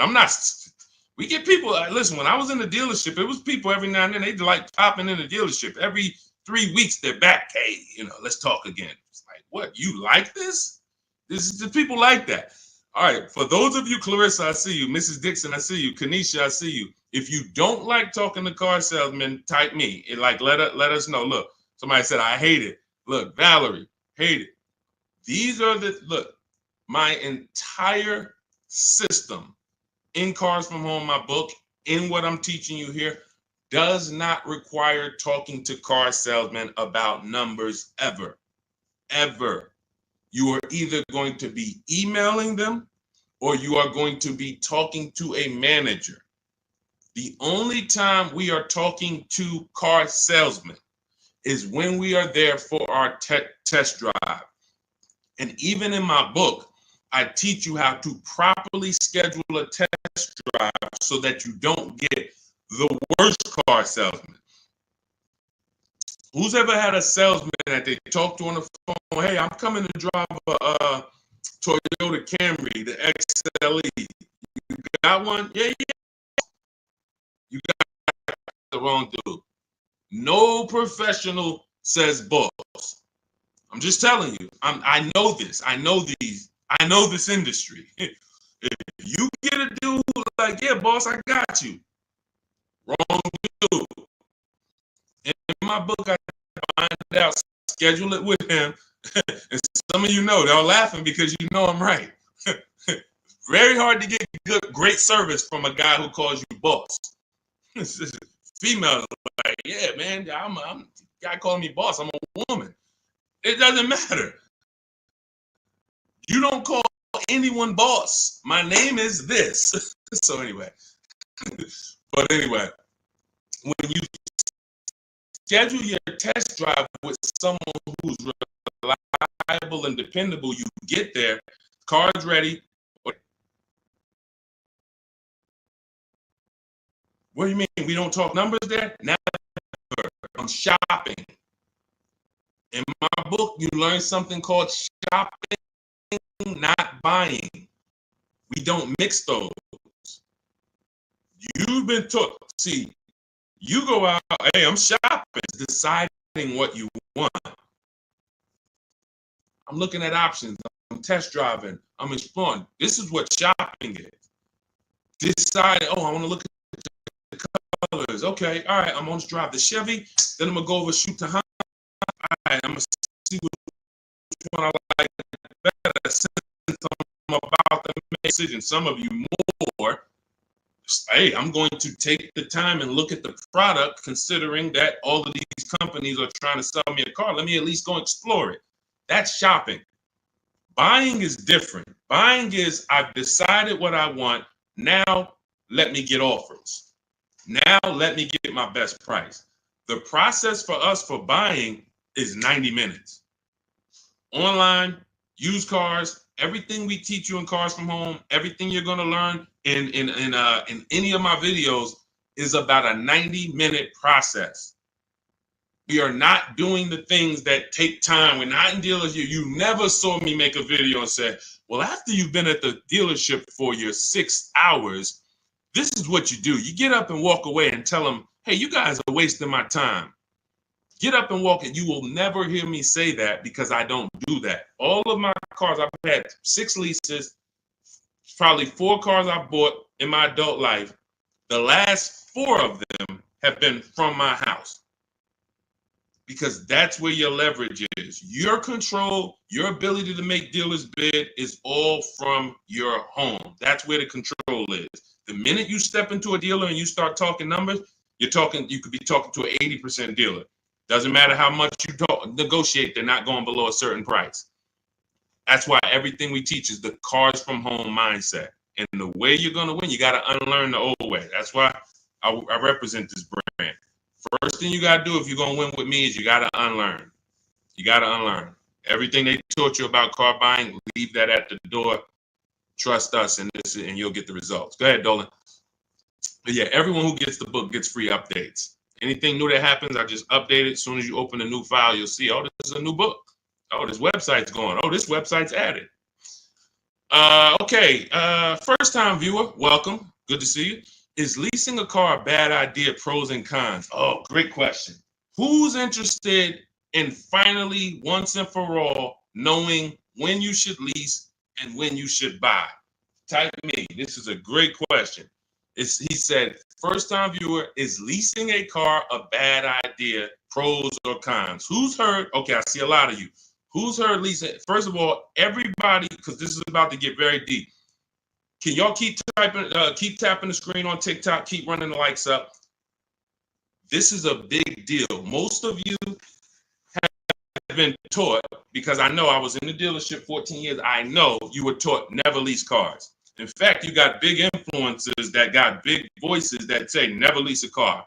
Everybody on Instagram, everybody on Facebook who shares, could you hit that paper plane or hit that arrow and share this with your friend? Because your friend is about to actually go and make a bad decision. You don't even know. God, I didn't even know you was buying a car.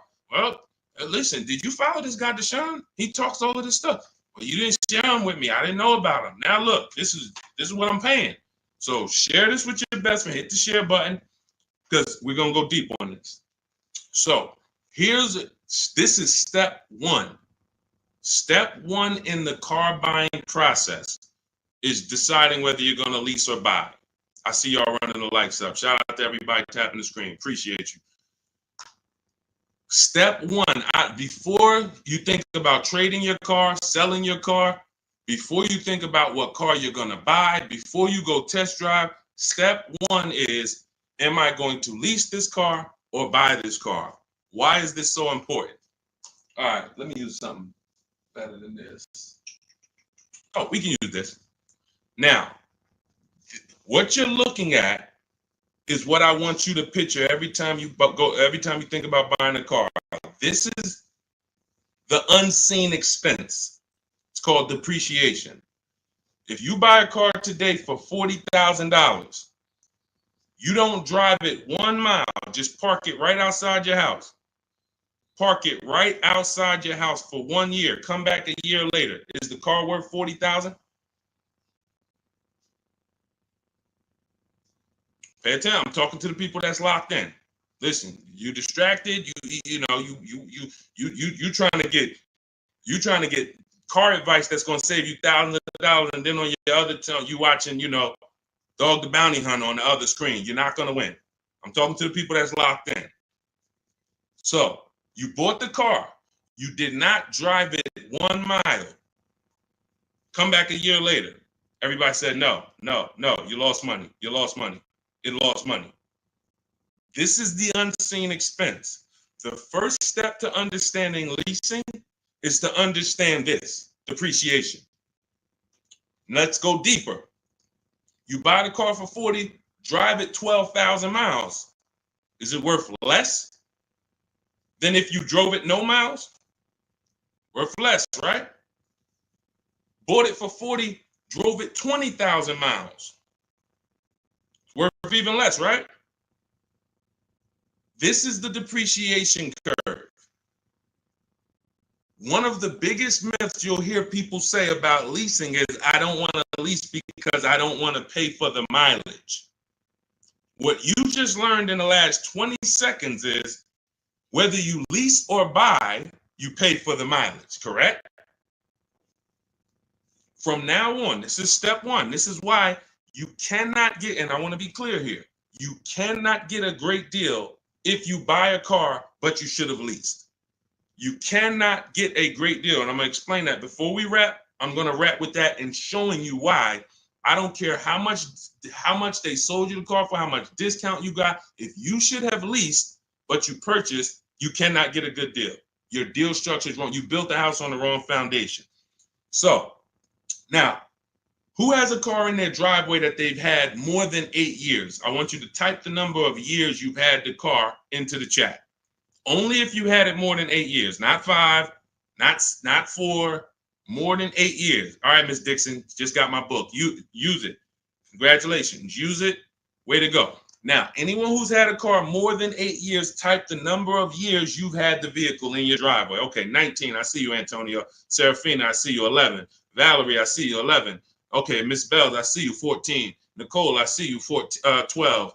Okay, so all of you who had this, your depreciation curve, watch this. It looks like this. It looks like this. See, when you first get your car, you're losing value by the thousands. Every year you're losing thousands. But the longer you keep the car, depreciation looks like this. So some of you right now, you could go sell your car for $5,000, but a year later, a year from now, you can sell the car for $5,000 or $4,800. My dad's about to sell his truck. It's been worth $5,000 for the last 3 years. Well, during COVID, it was worth more. He could have got more for it, but for the last 2 years, that car has been worth about $5,000. Depreciation, he's beat it. How do you beat depreciation? 2 ways. Long-term ownership.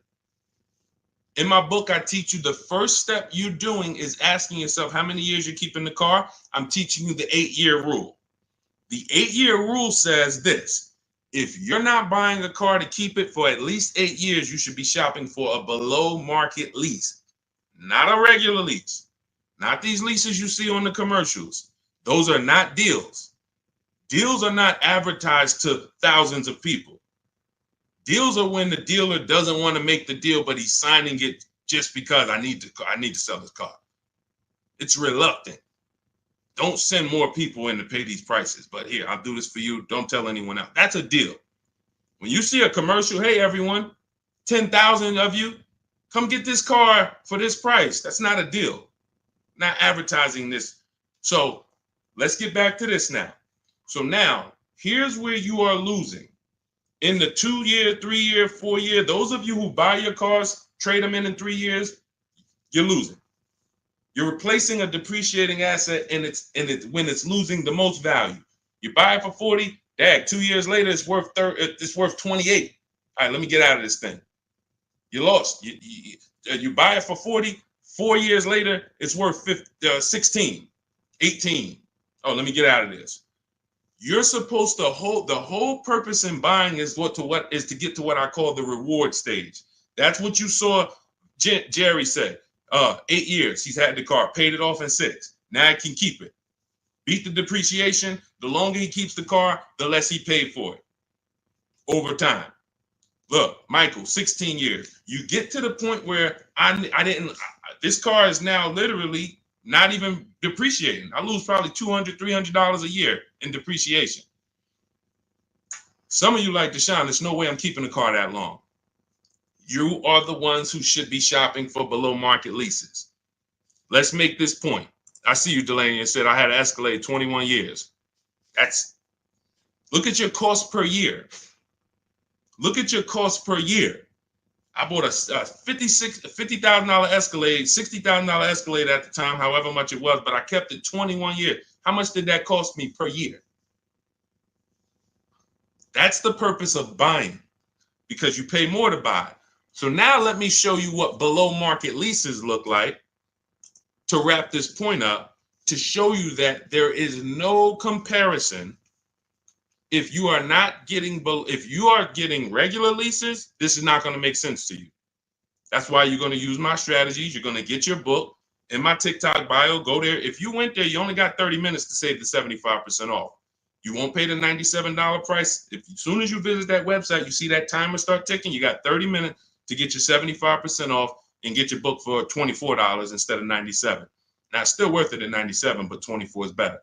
So click the picture of me in my TikTok bio, my Instagram bio, click that website, and then click the link that says activate the 75% off and get your book. You'll have everything we've been talking about and stuff we didn't have time to talk about in here step by step, and how to get these below market deals. And on YouTube, we have a comment for you, and we have a link for you. And if you're on YouTube, check the comments. If you're on Facebook, check the comment for your link. So now let me show you what below market leases look like. So you take somebody like, let's go luxury, some Teddy. Teddy is, he got a $73,000 BMW. He got it for his highest offer was $1,123 a month. His best offer was $856 a month. Well, I told you, multiple offers. If you're not making dealers bid, you're dealing with the wrong dealers. You're not, when you go and say, oh, well, they told me to lease this car, it costs $600 a month with $3,000 down. That's one dealer told you that. That's why we get 5 to 7 prices from home. So that's what's called a 1.1% lease. Some of you may know the 1% rule with leasing. If you can get a 1%, if your payment is 1% of the MSRP, no money down, just giving them your first payment. No, what about the taxes, Deshone? No money down. First payment only. You're going to see all of these people I'm about to show you. They're not going to say, hey, and I gave them the taxes too, and it was 1%. No. All right, so look, somebody like Tope. Tope had a 1.2% lease, $690 a month on a $54,000 vehicle. Almost $55,000 BMW, $690 a month, no money down. Look, look how much she saved off the vehicle. Sitting at home. People in dealerships fighting. Come on, take off another $30. She's sitting at home. She said, look, I got $7,500 off plus another $1,000 from the dealer that bid. And every dealer is not even going to give you the $7,500 rebate. They won't even tell you. But let's go deeper. Look at Kimberly. $86,000 Maserati, $968 a month. She got $20,700 off on this offer here. $20,700 off at home. Look, you're not going to see the Maserati advertise, hey, come drive this new Maserati, $968 a month, $86,000 vehicle, no money down. You'll see, hey, come drive a Maserati, $799 a month with $5,000 down plus taxes and fees. End up probably being about 10 grand once you add it all up. Yeah, you'll see that commercial. You go sign up for that, they'll love you. Hey, I want the deal from the commercial. Oh, come right in, miss. Oh, Miss Jones, a letter. How are you? Okay, can I call you Miss Jones? Yeah, how fast can I get it ready for you? They love you. Go ask for the deal from the commercial. They love you. Look at Charles. Some of you have this vehicle. Hyundai Palisade, $48,000 vehicle, almost $49,000, $597 a month. No money down. Look, I reached out to 35 Hyundai dealers, and you're like, how do you do that? You might have just jumped on the stream. We do this all online. Takes about 25 minutes to reach out to that many dealers using the stuff in my book, copy and paste scripts. So he had 35 Hyundai dealers, got 10 quotes back. Offers range from 1.2 to 1.6. He said, I never thought I'd be able to afford this car that is almost $50,000, because up until he learned what you just learned, I'm not keeping my cars 8 years. He was buying them. But now that you have the understanding of this and the unseen expense, and you now have a depreciation, whether I buy or lease, I pay for my usage. Whether I buy or lease, if I drive 20,000 miles, it costs me. Which one's going to cost me less? And when you get below market leases, it costs you less. Or when you do like what we spent time shouting out Michael and Antonio and Serafina and Valerie and all of them. So you're either going to go the long run, the distance, get your deal, keep it till the wheels fall off. That's how you're going to beat depreciation, or you're going to get below market leases.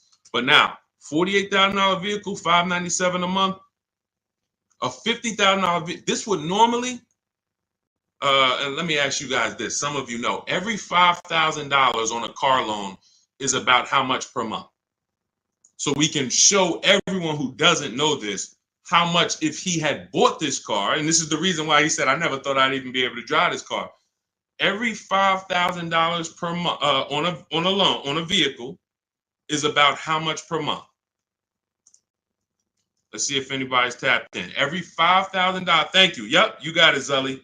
$100, $100. Great job, Clarissa. Shout out to the people that's tapped in. I love the people. I love when y'all show me, man. Look, Deshone, I'm tapped in, man. I don't care about anybody else, man. I'm watching my money. I gotta pay attention to this stuff. Yep. Thank you, Aletta. $100. The Bush, $100. So now this is how, when you look at a $10,000 car, you should think $200 a month. $20,000 car, $400 a month. $50,000 car, okay, that's $1,000 a month on a 5-year loan. That's what should come into your head.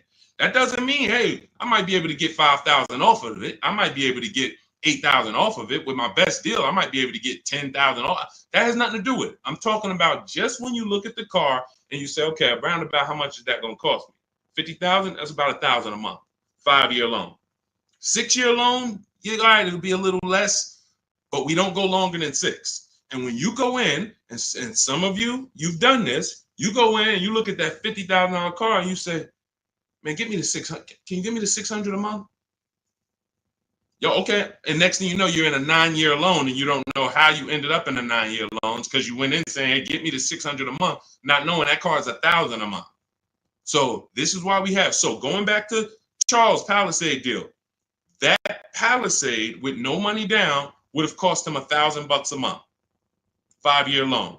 If he stretched it out to a 6-year loan, maybe it cost him $920. Not he's paying $597. What's better coming out of your bank account every month? $597 or $900?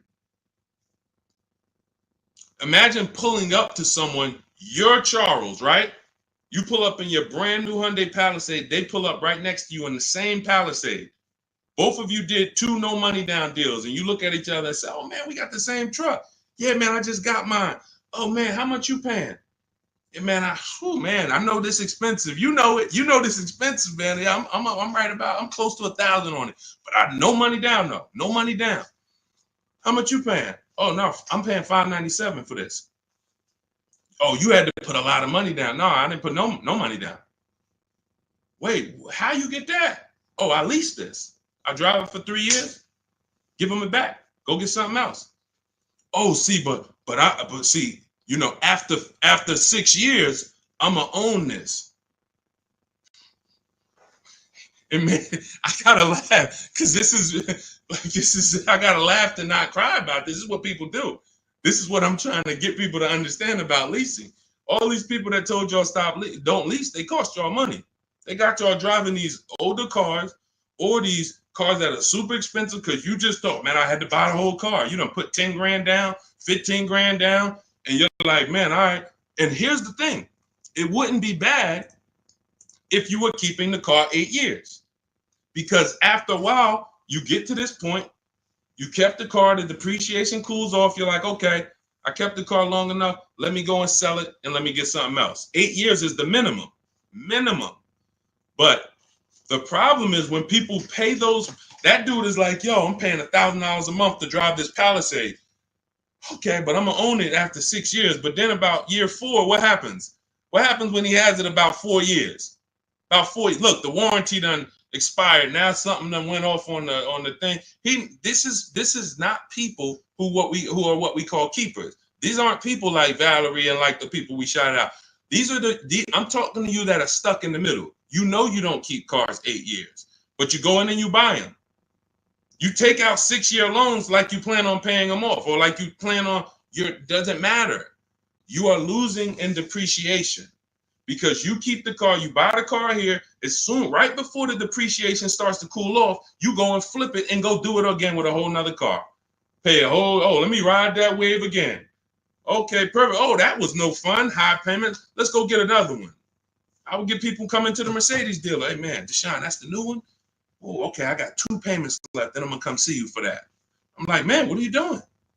Okay, let me talk to you. Let me show you. You ever heard about leasing? Let me show you what this is going to look like if you understand what I'm about to break down for you. And they like, oh, wait. So I'm going from a $900 payment. You telling me good deal on this lease, I could be at $500? And what about all the money from my old car? What I do? Oh, man, I'm going to give you that back. You might have 10 grand equity here. You go put that in the bank. Yeah, I used to have to just put that down. What I would do is just whatever my old car was worth, I just put it down on the next car and then roll it and I just kept it moving like that. Nope, not no more. You're not going to keep your money tied up in these depreciating assets. Type dollar signs if you're getting this. You're not going to keep your money tied up in these depreciating assets. Pay attention. Banks don't do it. Banks don't do it. The last thing a bank wants is their money tied up in a depreciating asset that's losing value. So if you're going to keep it long term, tie your money up in it, but then you pay it, I drive this thing till the wheels fall off. Now I'm going to get my money's worth out of this car. But if that's not your goal, you should be shopping for below market leases, paying cents on the dollar, like Charles, like Zafrina, like all of these people who are driving brand new cars that would normally be $600, $700, $800 more, $200, $300 more than what they're paying. Look at Rosalie. Just got a 2024 Infiniti Lux, $60,000 vehicle. Look what she's paying. $592 a month. $592 a month. It's a $60,000 car. $60,000 car, $1,200 a month. Somebody walks in and says, hey, how much that costs? No money down. Man, that's about $1,200. She's paying $597 because her deal is structured right. Leasing versus buying is and look, you add the mileage, Michael. Let me give you an example of somebody, because that was a great question. That's always the next question. Oh, what about the mileage? The worst thing to do is to add, and look, all of this is inside my new digital book. There's a reason it's 5-star rated. Google it. Cars from Home. 7 steps to saving time, money, and avoiding dealerships. Look at all the 5-star ratings. Read the reviews. There's a reason that book's 5 stars, because it's step-by-step on getting below market leases, buying, used cars, everything we've been talking about. If you're like, Deshone, I don't want to remember all of this, get the blueprint. You get there, go to my TikTok bio, get your 75% off. Go to my Instagram bio, click the link, get your 75% off the book. You got the blueprint forever to use every single car deal. You're on Facebook, click the link below, get your book for 75% off. YouTube, get the book for 75% off. Here's an example of how we choose our mileage wisely. This is in step 3. It's deal structure. Look, Jen she leases a $40,000 Honda CR-V hybrid. It would be $800 a month to buy, no money down. She gets her best offer is $512. She gets all the bids from home, $512 a month. Now she says, okay, that's for 12,000 miles per year. I want to go up to 18. After we get our best offer, that's when we go to the dealer, or we email the dealer who sent us the best offer. Hey, congrats, you beat everybody. Can you show me what it is for 18,000 miles per year? Can you show me what it is for 20,000 miles per year?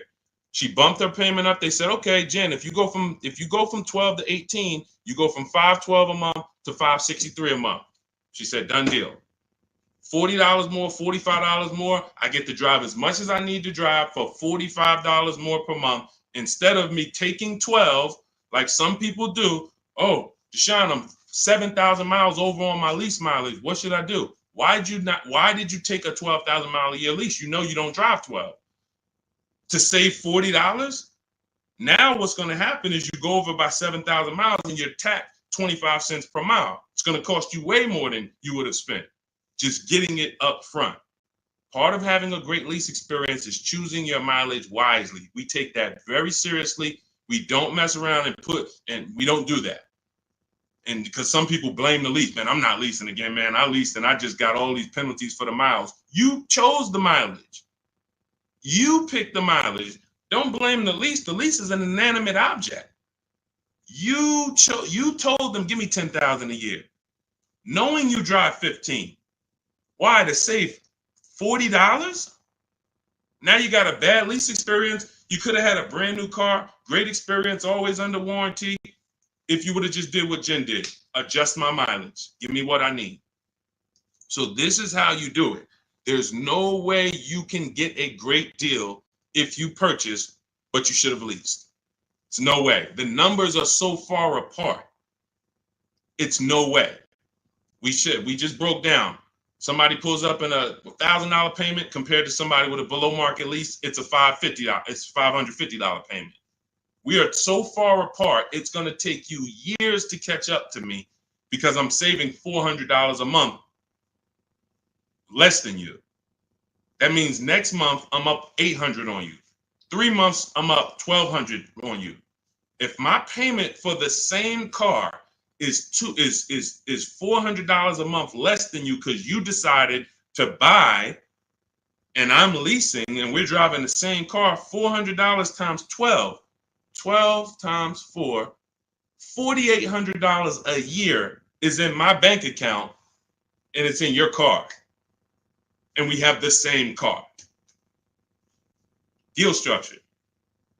So we already hit on, if you just jumped on, we are very big on helping you get to where you need to be. You're either going to be a long-term person. We shouted out all the long-term people. Thank you to everyone who participated. Y'all helped us prove the point. And you can mix it up. One car you might buy, hey, my wife loves keeping cars. We're going to buy her car, keep it for 9, 10, 12 years. But hey, my husband, he doesn't really keep cars more than 6 years. We're going to lease his. You can mix it up. But you need to know when to pull these things out your tool belt. It's beautiful. And we don't buy leases at the end. Muzz, we don't buy leases at the end because all you're doing when you're buying a lease is buying a used car. That's it. So when you're buying your lease, you're buying a used car. You're making a decision. I'm going to buy a used car. The only difference is it's my car. That's it. There's no difference. You can overspend for your lease. There's tons of people who buy their own leases. They never even check the market to see that the price they're buying that lease for is not worth it. The $19,000 they're buying that lease for, the $24,000, whatever, they didn't even do a market analysis to see, wait, this is not even a good price to buy this car at. But what you're doing when you're buying your lease is saying, I'm going to buy a used car. Instead of leasing and driving new cars, I'm going to buy a used car. And if you're going to keep it another 8 years, God bless you. Do it. If you're not keeping it another 8 years, you are throwing money out the window because you're going to lose on depreciation. And let me end with this is big. The only people I know that will come into the Mercedes dealer and I look at them and they'd be like, okay, I want to switch this car out. And I look at it and I can see it's not too old. Say, all right, what year is that? Okay, so it's about 5 years old. Yeah, okay. How long have you had it? So I had it since it was new. Now, if somebody said to you, everybody, I want you to answer this. If you saw somebody come in and they had a car, was about 5 years old, and they said they've had it since it was brand new, would you think that car is almost paid off or paid off? Somebody comes in, you see they got a 5-year-old car. You ask them how long they had it. They say, since it was new. Okay, you've had it 5 years. Shouldn't that car either be paid off or almost paid off? Thank you, Antonio. Yep, thank you. Now check this out. These are the only people this happens to.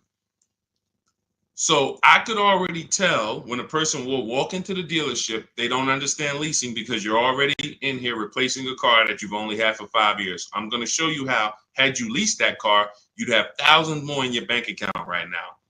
And that's what I'm going to transition. That's what Melissa did. When you saw her say, hey, I leased and then I sold my Kia Sportage, she learned the 8-year rule. Step 1 in my book. I don't keep cars 8 years. I'm going to lease. She sold her old car, did the equity assessment, made $12,000, put it in her bank account, leased her new car, no money out of pocket. This is the same thing I'm about to tell this person. But I need to find out how much they owe on that car. Again, we all agreed the car should almost be paid off or paid off. So once we get to the nitty gritty and we're talking numbers, I'm like, okay, so you know how much you owe on this? First bad sign. Nah, I haven't checked. Okay, that's a problem. But it also could be a good problem. It could be, hey, I haven't checked. I've just been paying it, man. I might owe like another $5,000. Okay, no problem. We'll call the bank. We'll see. I have the used car manager look at the car. I'm like, okay, I'm going to tell this person about leasing because they obviously, I asked them, they're not going to keep the next car more than 8 years. They're going to do the same thing. Perfect. We ought to plan, make the customer happy. They're going to love it. They're going to love the low payment. They're going to get the car they want, hundreds less than they thought. This is going to be great. Big check coming back to them. Beautiful. Used car manager says, all right, that car is probably worth about 18. Perfect.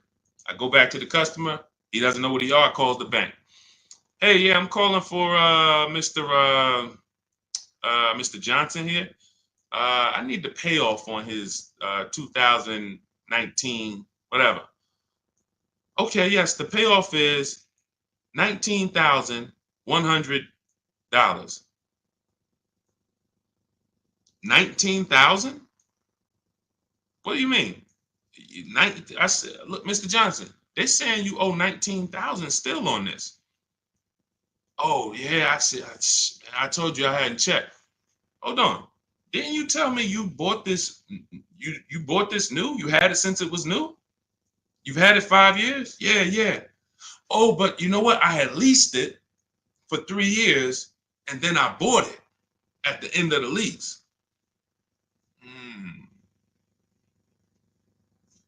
That's the culprit. Because you leased the car for 3 years, and then to get a payment similar, you usually have to take a 5 or 6 year loan. Most people, when they buy their lease out, they take a 6 year loan because they like the payment. You leased it for 3, bought it for 6. What's 6 plus 3, y'all? This is why, Muzz, I want you to remember this story for the rest of your life. When somebody says to you, or when you think about buying your lease out, remember this story. 9 years. Nobody who's smart, nobody on here. We might have some young adults on here. We might have some seniors on here. Nobody is signing up for a 9-year loan on a car. Not knowing it. No one. Every time you lease and then buy it out, that's what most people are doing. 9 years of payments on the same car. So you literally could have the car for 5 years.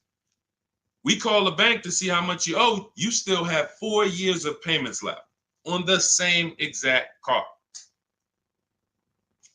That's why it's one of the worst things to do. And you're not even happy about it because it's like, oh man, I've had this car for a while, man. That's why buying your lease out, hey man, I was just trying to ride the market out. I wasn't ready to shop, so I just bought the lease out. Bad idea. Bad idea. It's just a bad idea. You could stroke a check for it? Possibly. But I would always shop for a new lease because, again, like I started the story with, when you buy your lease, you're going from a lease, driving new cars. If you're getting below market deals, like you're going to learn in my book, you're driving it for cents on the dollar, and then you're switching to a used car purchase. These are two totally different mindsets. Yep, you lease new cars, Marty. Two totally different mindsets. Buying a used car, you should be somebody like the people we shouted out earlier, the keepers. 8 years, 10 years, 12 years. You should be perfectly fine with maintaining a car. If something breaks on it, I'm gonna put money into it. I want to keep this thing. That's buying a used car. Buying a lease is like, hey, I don't want to do none of that. That's buying that. I mean, leasing, I don't want to do any of that. I want to drive new cars, always under warranty. The key is learning how to get below market leases. You can't walk into a dealership and just get a lease. We talked about that earlier. So that is the deal. Leasing is for people who do not keep their cars more than 8 years. Buying is for people who keep their cars more than 8 years. It's no in between. The people in between, you lose everything. You buy your cars, take out 6-year loans, trade them in. Losing. Never forget this again. Buy your cars, 5 years, trade them in. You're on a roller coaster to hell. Depreciation, killing you. You're never happy with what your car is worth. Man, I put all this money in, that's all y'all giving me? Depreciation. You buy your leases out. You're stuck in the middle. So get to one side or the other.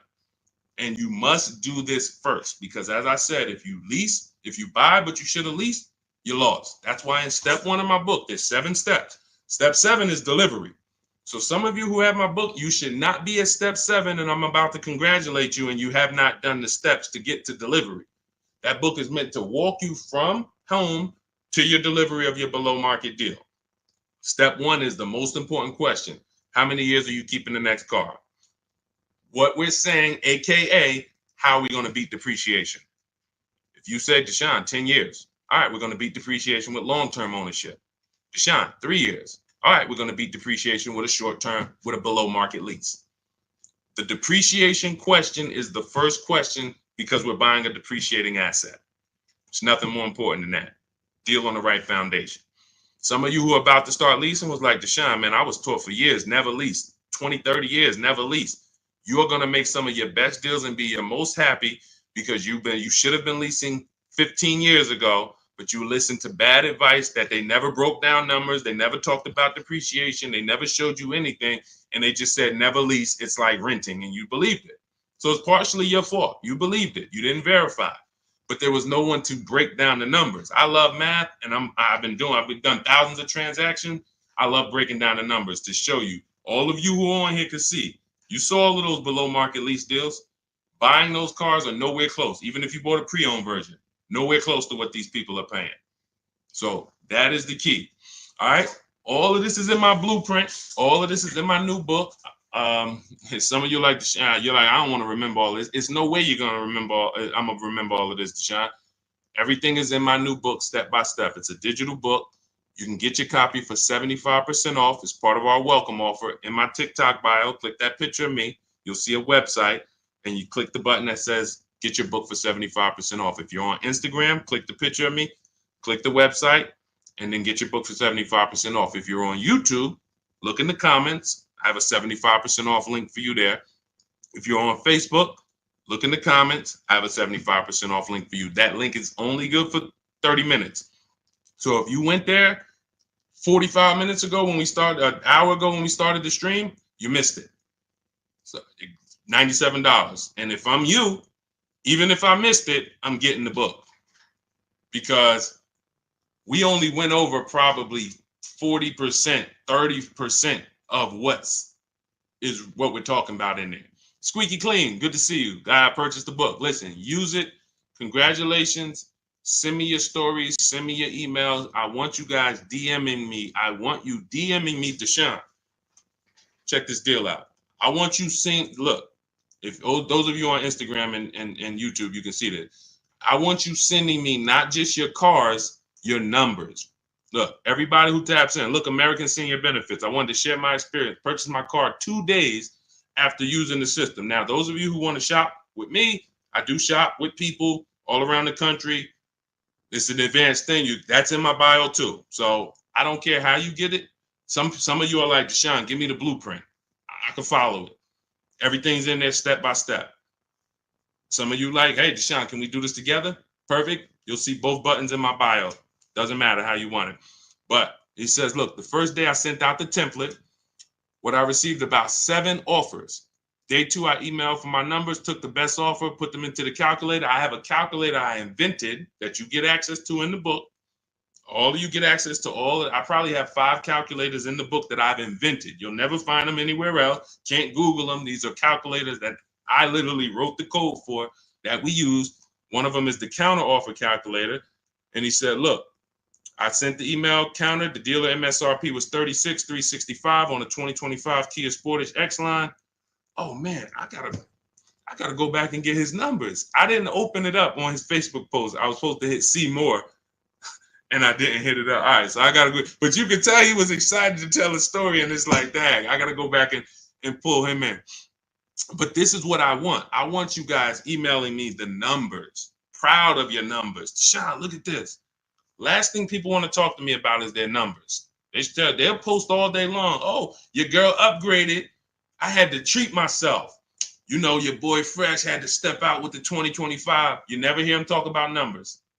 You'll never hear us. You'll never say, oh, y'all won't believe the price I got for this. You'll never hear that because they're ashamed of it. They're embarrassed by it. If they ran into me and I said, hey, yo, you got your contract on you? You got your purchase order? Oh, yeah, let me look at this. They'd be like, man, they'd be over there sweating like, all right, Deshone, don't tell. I know I did bad. I've had people say that to me. You know, man, I know I did bad. I'm like, listen, man, don't beat yourself up. I just want to see you do better. I want you knowing, why would you go work hard and then go get this beautiful vehicle and not have the confidence to know you paid less, the lowest price you could have? You shouldn't be ashamed. This is a treat to yourself. But because you didn't know how to shop, you're ashamed. Or we're not doing that no more. You're gonna know how to shop. You're gonna be emailing me, Dad, Deshone, I got 6 offers. Deshone, I looked at all these pre-owned cars. The dealer that had the best one, I saw all the service records. I saw the true value discount. I got the price of it when I was new. It was no bogus. It was an hour and a half away. I had to drive an hour and a half away to get it. But look at what I got. And then I let the banks bid. And then, you know, my credit union, you're gonna be like, numbers. You're not gonna be thinking about cars. You're gonna be just as excited about the deal you got as the car you got. That's where you're going. So shout out to everybody.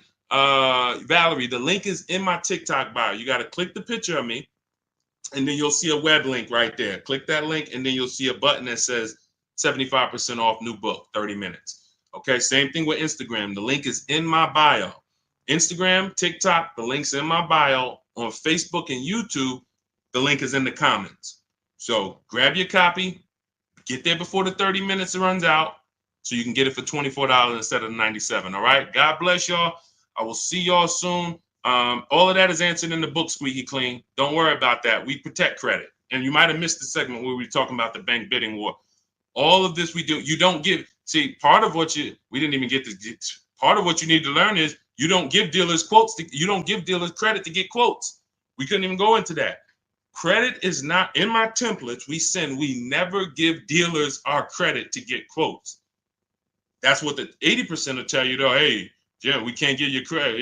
Yeah, just fill out this credit app so I can give you a quote. They lock you in. We don't do that. All of that is explained in the book. All right. God bless you. I will see y'all in the next stream. Everyone who got your book, send me your success stories. Go out and be empowered. Go out and win in this world, and make sure you send me your results. All right. God bless you.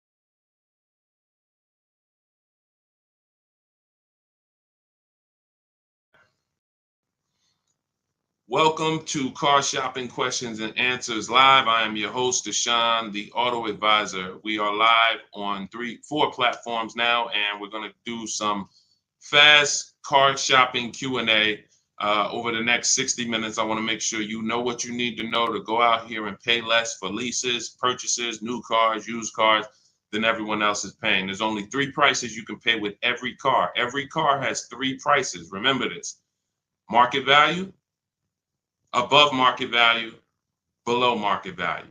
Every car has 3 prices. Above market value is reserved for people who can't negotiate at all. Market value is reserved for the negotiators. And then below market value is reserved for the people who put dealers against each other and create competition so that they can see the entire market. Below market deals do not come from negotiators. You cannot get a below market deal negotiating. So, and you you got a below market deal negotiating. You must get dealers against each other. And that's what we do here. That's what Cars from Home is about. So start typing your questions. Who's car shopping now, or you will be over the next 12 months? Type me in the comments. Let me know if you are car shopping right now, or you will be over the next 6 months. Type me in the comments. I want you guys typing your questions, and we'll bring the first question into the show in about 10 seconds. All right. Shout out to the people who are, if you're car shopping now, let me know. All right, Dolan, I see we got our first couple questions. Let's get the show on the road. You guys can keep typing, and then we'll, as we get more questions, we'll keep it going. What do you think of drive time? Do you think it's a good option? Well, drive time, any website that does not put dealers against each other is not a good website. Most people are going to try to sell you on variety. And variety makes you think you're getting a better price. Give you an example. Carvana says, we have 50,000 cars for you to choose from. That's variety. It's no different than if you walk into the Lay's potato chip factory and you're looking at 100 different flavors you never saw before. They're all Lay's, and you're like, wow, y'all got sour cream and onion, but y'all got baked potato, all of this stuff. It's variety. But if they said to you, every single bag is $7.99, you don't have any competition. So you can't compare anything. You can't even compare them to what they would sell it for in the store, because you're in the factory where all of the variety is. That's how most of these websites operate. It's strictly variety, but variety doesn't drive down prices. Competition does. So you want every car you're buying, leasing, you want to look at 100. You want to know within 100 miles of me who has a car like this and who's willing to sell it to me for. What are they willing to sell it to me for? Because this is not the Apple store. My biggest thing I want to get across to you guys concerning this pricing is cars are not like the Apple store. You go into the Apple store in California, the iPhone 15 or 18 or whatever they come out with is going to be the same price as the Apple store in Florida, same price in New Jersey. It's not like that in car dealerships. Every dealer is selling their vehicles for a different price. Every dealer's best price is different. So if you're going to find the below market best prices, you need to be on websites and you need to be using tools that allow you to get multiple offers from multiple different dealers. And there's no websites that do that, so to speak, but our system in Cars from Home is what we use to do it. We're going to get multiple offers, look at all the used cars within 100 miles, screen them down, see which one is the below market lease, the below market deal. And we're going to do the same thing for purchases. We're going to reach out to 25 dealers online. Using my email scripts, we get 5 quotes. So then we pick the best one. Now, you can feel free to do that manually. If you want to actually manually try to call dealers and get multiple quotes, you can. But I recommend you don't talk to dealers. And that's why I created a system where you're just emailing. But even if you called around, if you're looking for a Honda Pilot and you got 5 different managers to give you 5 different offers, you're going to see they're going to be totally different. This one's going to be $29,000. This one's $31,000. This one's $38,000. This one's $32,000. Like, they're going to be totally different because every dealer has a different price, and 80% of dealers are overpriced. So you're going to be shocked at how overpriced some of these dealers are once you start to get multiple offers. But yeah, when it comes to websites, Christian, if they're not putting dealers against each other for us, if they're not allowing us to see where dealers rank against each other, it's trash. Even on used car marketplaces. Used car marketplaces need to be telling you what discount you're getting from the original price, which they're never going to do. They're used cars. If you've bought a used car in your life, I want you to type the letter U in the comments. If you've ever bought a used car, I'm going to tell you something right now that is that you're going to be like, wow, you're right. That's common sense. But no, none of us have ever done it. No one's ever done it. That's why I added it to my system. When you look at used cars on the marketplace, on the website, cars.com, Auto Trader, you're looking at them using algorithms to tell you if this is a good deal or a bad deal. They're looking at what all the cars are listed at, and they're saying this one's listed higher, this one's listed lower, this is a good deal, this is a fair price. That's trash, because what they should be telling you is what is the discount you're getting from the original price of that car. The original price of that car.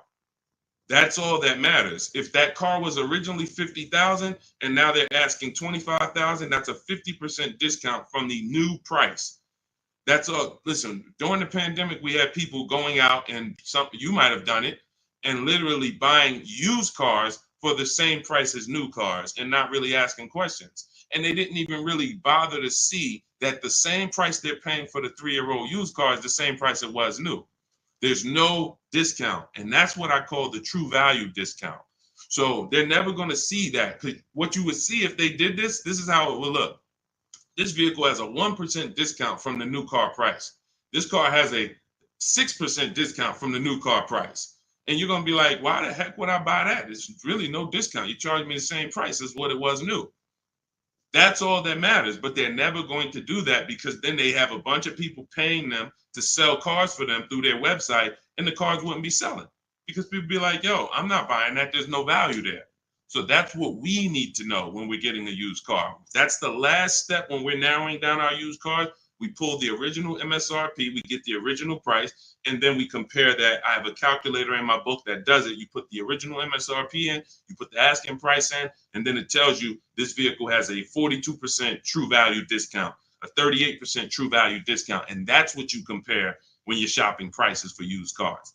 Okay, everything that I'm talking about, if you're like, Deshone, I want the whole blueprint, I'm not going to remember this, you can go and get my new digital book. It's called Cars from Home, 7 Steps to Saving Time, Money, and Avoiding Dealerships. You'll know our system for screening down used cars. You'll know how to get the original MSRP. You'll have the true value calculator, and you can get your copy for 75% off as part of our welcome offer in my TikTok bio for 30 minutes, my Instagram bio, 30 minutes only, or YouTube comments or the Facebook comments. And you won't pay $97. You'll pay $24 if you get there before the 30 minutes is up. So go grab your copy. Come on back to the show. Catherine Marie, I have a 2022 Chevy Blazer, 40,000 miles. I want to trade in for a 2024 Kia Sportage. My credit is 530. Is it smart right now? I've never been late on payments. Smart is relative. Why are you doing it? If you just got a vehicle, you're right now driving a vehicle that it's depreciating like this. Whenever we get into so she used a curse word too. A lot of you know, if some of you may know if you've been on a stream with me before, what's the word she used that we don't use here? Some of you may know. I'm not, Catherine, you're new to the stream, so you don't know, but you're about to find out that there's a word. Let me see if anybody gets it. I'll tell you in 3 seconds. Okay. Trade. All right, trade. Why don't we use the word trade? Because you don't get anything, you don't get the value, the maximum value for anything trading it. So if I wanted to get rid of this phone, it's an iPhone 14, would I make the most money trading it, or would I make the most money selling it online on the open market? Would I get the most money trade or sell? Type into the comments. Y'all know, listen, I need you to lock in. Let's go. You know, the people who win with us are the people who are locked in. The whole world wants to distract you and have you focused on all of these things. None of this stuff is going to keep money in your bank account and make sure you're keeping thousands of dollars. You're paying thousands of dollars less. So lock in, focus, exactly. Trade. No, not WW. No, not trading. Yes, body, sell. Yes, open market. Exactly, Shiva. You're going to make the most money selling something on the open market, not trading it. So when in the past we used to have to, sell our cars on Facebook. We don't have to do that now. There's big companies that make us cash offers for our cars that literally write us a check the same day. CarMax, Driveway, Instant Kelly's Blue Book, Instant Cash Offer, Carvana, Auto Nation, and Car Gurus. That's 6 offers. CarMax, Carvana, Driveway, Kelly's Blue Book, Instant Cash Offer, Auto Nation, Car Gurus. 6 cash offers that we get in 20 minutes. This is in step 2 of my shopping process. This is called the equity assessment. Before you can go into your next car, you want to see what is the maximum value I can get for my current car or my current lease. Can I sell my current lease and make $3,000, $5,000? And if you didn't know you could sell a lease, type a question mark, because if you didn't know you could sell a lease, how much has that cost you already? Just not knowing that you can sell leases, just dropping them off to the dealership. And if there's $2,000, $3,000, $4,000 of equity, or like in the pandemic, some of us had 10,000 equity, 7,000, you're just giving it back to them, and you're wondering why they're saying, "Oh, good news, we could get you in this new car with no money down." That's because you have equity that they're most likely using for your car, because you don't know how to assess your own equity. So we do this ourselves. So when it comes to your, to me, you look like a lease person. You have a 2 to 3 year old vehicle right now that you're already replacing, and you should not be swapping cars. You're going to have a ton of negative equity, because unless you're putting big down payments down, every time you trade these cars in, Catherine, you're just moving all of the baggage from the old car over to the new car. And so you should be leasing, but you're buying. Buying is for people who are going to buy their cars and pay them off and then keep them until the depreciation doesn't look like this anymore, because this is normal depreciation. This is why you buy a car for $40,000 and in 5 years it's worth $18,000 or $16,000. That's called depreciation. So, but you get to a point when you own a car where your depreciation looks like this. Your car, this is around 8 years. Now, your car today might be worth $10,000. Next year, it's worth $9,800, $9,200. It's not losing that much value anymore. But if you're not buying cars to get to this space, you're throwing money out the window, because you're losing thousands in depreciation. And then what you do is you're riding that sliding board of depreciation down to the bottom. And as soon as it's about to cool off, you say, "Oh, let me go get another car and let me ride it down to the bottom again." So you're literally replacing your vehicles in the point in time where you're losing the most money on the vehicle through depreciation. That's why you should not be buying. So now your credit is not in a place where you can lease. So what should you be doing? Building up credit to go into a lease. It's very simple. If I needed to lease, because leasing is going, and you'll see, we'll go over this in the stream. Leasing saves you a lot more money. For $530 a month, we got some people driving $40 and $50,000 vehicles, brand new with no money down. For those same payments, you're driving a vehicle that's less, but it's bigger than the payments. It's more about you not tying up your money in cars. That's what a lease is about, because you don't want to tie up money in a depreciating asset unless you're going to keep it a long time, long enough to let the depreciation cool off. You're tying up all of that money. It costs a lot to buy. A $25,000 car is $500 a month on a 5-year loan. Meanwhile, like I said, $500 a month on a lease, depending on the car, can get you a $40,000 car or a $50,000 car. You don't believe what I'm saying? Look at Zafrina. Zafrina is paying $579 a month. She's driving a $65,000 car, $65,000 Jeep Grand Cherokee. Look, this is $512 a month, a $40,000 Honda CRV. This was Jen's best bid. Now, these are not regular leases. These are what are called below market leases. So these don't, I know what you're thinking, Deshone. I saw the commercials. They all say you got to put money down when you lease. All of that is a commercial. Those are not deals. So the point is, what you got to understand, Catherine, is your first thing is to see is to determine why you're buying. And if I'm you, I'm staying in that car, and I'm getting my credit to the point where I can lease. You got a nice car, you have a solid car. You're going to switch that into a Kia. Your payment's going to go up, because if you go from that to a finance, another purchase, your payment's going to go up. You're going to have negative equity, and you're going to be no closer to leasing. So if you've never missed a payment, then you should be focused on getting your credit to about a 660, so that you can go. If you get to a 640 with a good payment history, you should be able to flip out of that Chevy Blazer into a brand new lease, and you can actually save money. Because if your payment has to be high. For a 2022 Chevy Blazer, you financed it, your payment has to be high. That's a $40,000 vehicle. So I'm guessing your payment is around like $700-800 a month. Depends on if you put money down, but you could be driving so much better car than that, or you could have a lower payment. So it's but you got to get your deal on the right foundation. Leasing is the foundation. Go ahead, Dolan. Leasing versus buying is the foundation. Most people are overpaying strict. It's not just they don't know how to make people bid. It's literally their deal is on the wrong foundation. They should be leasing, but they're purchasing. That's the problem.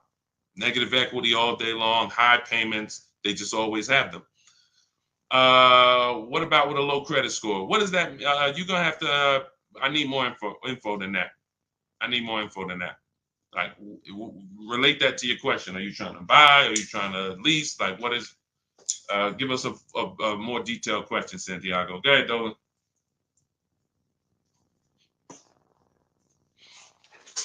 I'm car shopping right now for a new vehicle. I need a car ASAP. I'm looking to finance.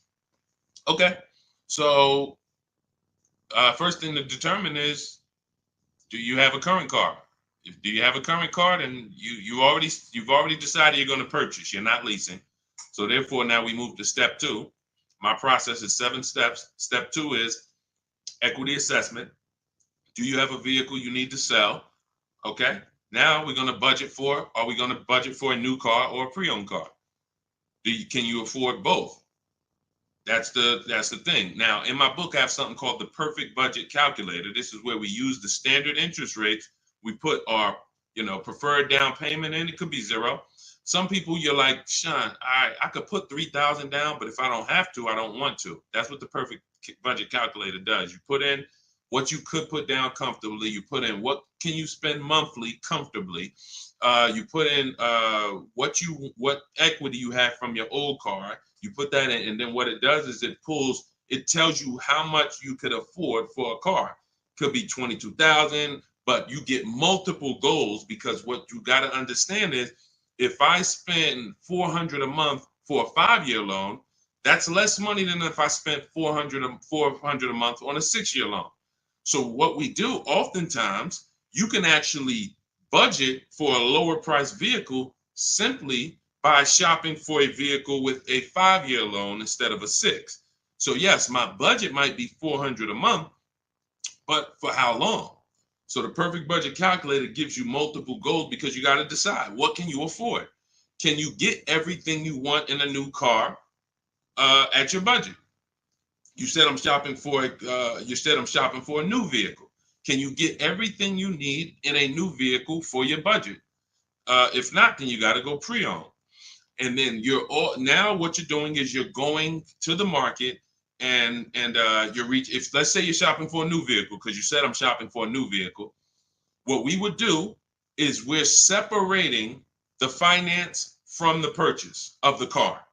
See, because I could already tell by your statement, you're going to go in mixing them.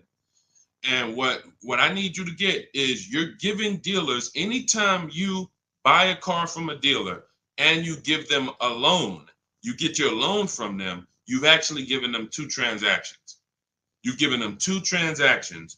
Buying a car from a dealership is one transaction. Getting a loan from a dealership is another different transaction.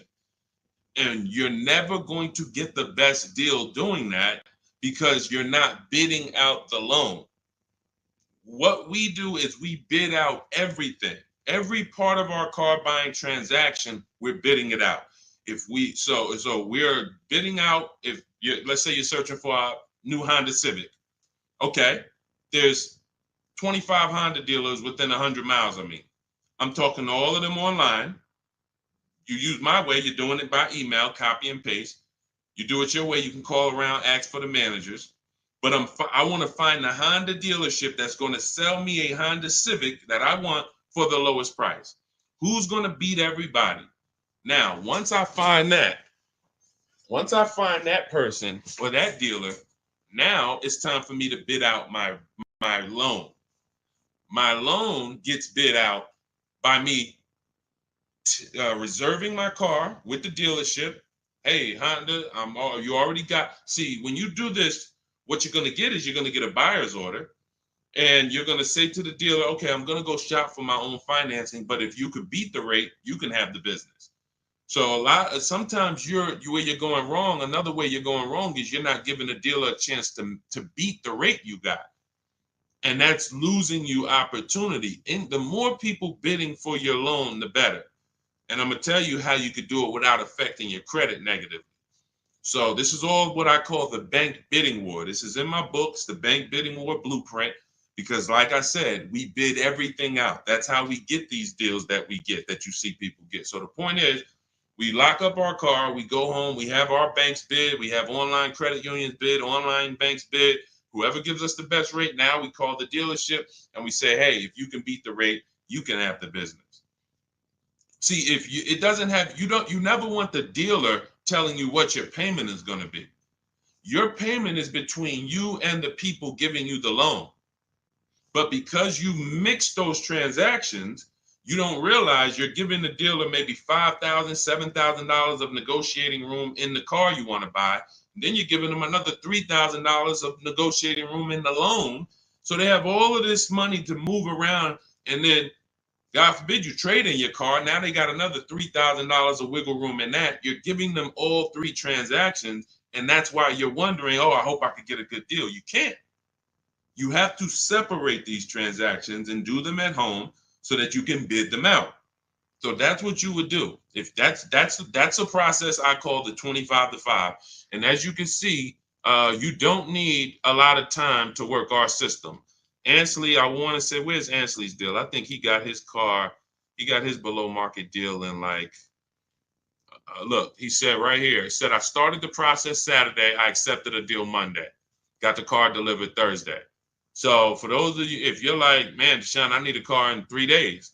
Ansley started the process using our process Saturday, accepted a deal on Monday. This does not take, this is a 90-minute to 3-hour process to get below market deals. This isn't days. I would never spend more than, I haven't spent more than 90 minutes to get any deal. My Infinity truck, all my leases I had, I never spent more than 90 minutes to get any of these deals. But you can see here, he got a 2024 Infinity QX60 Lux. MSRP was $58,000. Huge discount, multiple offers. He got a 1% lease. That's a $554 a month payment. It's a $58,000 vehicle. It's people paying $554 on $35,000 vehicles, leasing them. You got to understand, bidding is how we do it. Bidding is how we do it. So it doesn't matter if you need a car ASAP, you want the blueprint. Get your copy of Cars from Home, 7 Steps to Saving Time, Money, and Avoiding Dealerships. Now, you could do this manually too. Again, I don't care how you get multiple offers. I prefer you to use our way because our way is proven. We have dozens and dozens of people that we can show you today, and we have hundreds of people you can see all over my pages and the comments who've been using this stuff since 2021. But I don't care how you get multiple offers, just get them. Because the money savings is in multiple offers. If you're looking at a blue used car and you're like, man, this dealer right by my house got this nice blue Chevrolet Cobalt, I don't care. Just understand there are hundreds of that same vehicle all around. And that instead of, see, what they want you thinking is this is the only one like this, so that way you can come deal with them, and then whatever way you can negotiate, there you go. Once you understand that as an ex-car salesman, I can tell you, even the most rare G-Wagon, there's more than one of them. That's the most rare cars, there's more than one of them. Very few cars are one of one. And these mainstream cars, Hondas, Fords, Toyotas, when you see them on dealers, Mercedes, there's hundreds of this same car. My job, your job, is to get offers from multiple dealers so that you find a dealer who's going to sell you the car the lowest. Lock that into your mind. All right. And this is what the Cars from Home system is about. So grab your copy of Cars from Home, 7 Steps to Saving Time, Money, and Avoiding Dealerships. You'll have the whole blueprint. In my TikTok bio, you get yours for 75% off. That's my welcome offer to you. So normally the book's $97. It'll be in your inbox in 2-3 minutes. But if you get there before the 30-minute timer goes to 0, you can get your copy for 75% off, which is $25. In my TikTok bio, my Instagram bio, the YouTube comments, or the Facebook comments, get there before 0. All right? Go ahead, Dolan, shoot the next question up. Let's go. Can you negotiate a buyout from a lease? Not usually. I haven't seen it because your buyout price is set on the contract. So when you lease your vehicle, the buyout price is established and the bank has already determined what they're going to resell the vehicle for. So they estimate based on what you tell them you're going to use their resale value. So if you tell them you're going to use 10,000 miles per year for 3 years, they're expecting the vehicle to come back with 30,000 miles on it, and they're anticipating what their market value will be to resell the vehicle based on 30,000 miles. That's why when you bring the vehicle back with 40,000 miles, you must pay for that because they've already anticipated our sale is based on 30,000 miles and you brought it back with 40. No matter what dealers have told you, they have never made your mileage penalties disappear. You cannot make mileage penalties disappear. What they can do is they can cut them a check, which is rolling those mileage penalties into your next deal. That's what happens. But how many of you are getting calls from dealers saying, come on and we'll get you out of your lease early? Come on and we'll get you out of your lease early. Come on and we'll take care of the remaining payments. How many? Type me if you're getting those calls or if you're getting those letters. Hey, we'll get you out 6 months early. They're not doing anything but rolling your payments into the next car and hoping that you'll be okay with the new payment. But if you waited until you didn't have this baggage, you can literally make a deal without the baggage. So yes, you might be able to achieve 500 a month with the baggage, and maybe you could afford 500 a month, so it's okay with you. But if you were patient, you could literally make your deal when you didn't have the baggage, and the same car you got for 500, you could get for 400 a month. So they're playing on the fact that you're going to want a new car and you're not going to look at the numbers and be able to understand that they're rolling those numbers into the new car. And if you were patient, you wouldn't have to deal with that. That's the big thing. It's just about being patient. It's the biggest play on your emotions. There's no other industry like the car business that plays on your emotions, and they use it to your disadvantage. It's all that's why I tell you we don't talk numbers in dealerships. We don't negotiate in dealerships because you're in their house, you're looking at a product you like, and you have no leverage to even talk to their competitors sitting in their house getting numbers. That's why we don't do it. We only get numbers from home. All of our deals are made from home. So no, I haven't seen you be able to negotiate a buyout on a lease. The price is set. And that's another reason why you don't want to buy a lease. Let me end this question with this. The buying of leases is a horrible idea. In most cases, it's one of the worst things you can do because most people are not checking to see that the vehicle they're buying out is actually a good price. So if you're not checking to see that the vehicle you're buying out is a good price, you don't even know that you just overpaid for your lease. Especially those of you who, if you go over your miles, let's just say your buyout is 20,000 based on 30,000 miles. You're supposed to have 30,000 miles. You can buy that car for $20,000 based on 30,000 miles at the end of the lease. Now you drive 50,000 miles. You go 20,000 miles over because you got the wrong miles. You didn't pay to get 18,000 miles like you should have. You took a lower payment and you now have a penalty. It's not the lease's fault.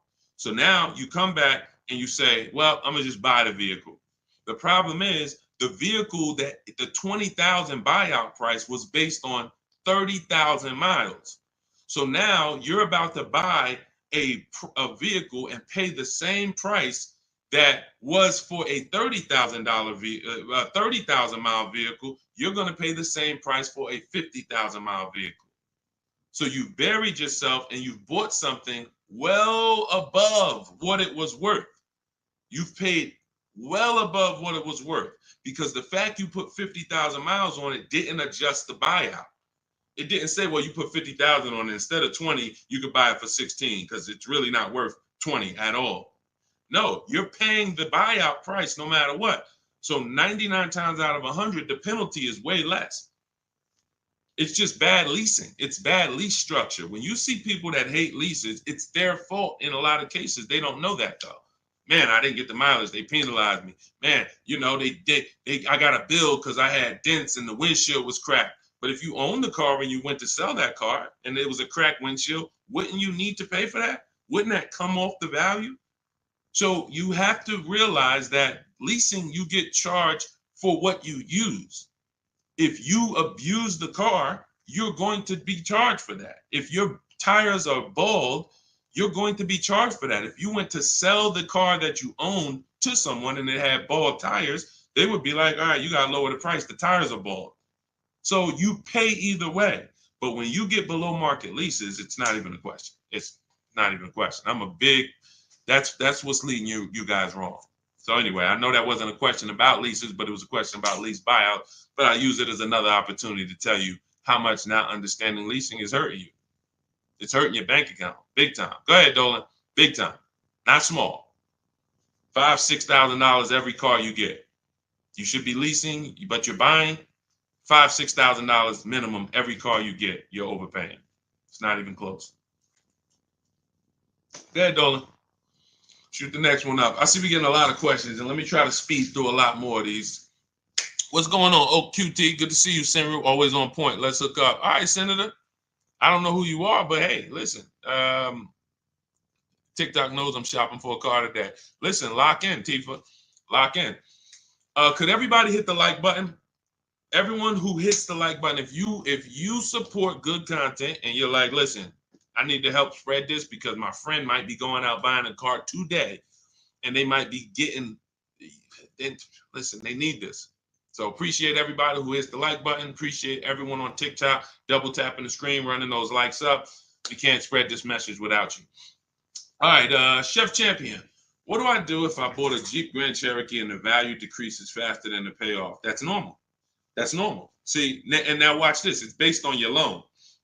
So now, again, you want to remember this. This is a basic lesson on depreciation. If we learned this in school, everyone would be just fine because you come out of school understanding depreciation, leasing, and buying, and you understand how you're going to beat this and not get caught up in this. So when you buy your vehicle, the Jeep is here. The depreciation is here. The next day, if you buy a vehicle for $40,000, you go back the next day, it's not worth $40,000. You've already owned it. It already has 10 miles on it. Even if you didn't drive it, literally because it's been owned, it's depreciated. So it went from 40 to 36 the day you bought it, 34 the day you bought it. And so depending on how much you overpaid, it could drop even more. If you should have gotten a $7,000 or $8,000 or $10,000 discount off the car, but you didn't get a discount because you don't know how to make dealers bid and you're trying to negotiate and you don't know about rebates and all that, you overpaid. It doesn't change the fact your car is going to depreciate based on the market value of that car. So when the market sees that some people are getting $7,000 to $10,000 off of the new ones, your 1-year-old one becomes worth even less. So depreciation is what you're trying to avoid, but you can avoid it by, you can't change what the vehicle is going to do. Pay very close attention to this. You cannot change. If a vehicle is going to depreciate like this, there's nothing you can do to change that. The only factors you play is how much you drive. High mileage drivers, you're depreciating like this. Your slope is steep. You're putting 100,000 miles on cars in 4 years. Your car goes from 40,000 to daggone 15,000 in 4 years. Like that's the way you do.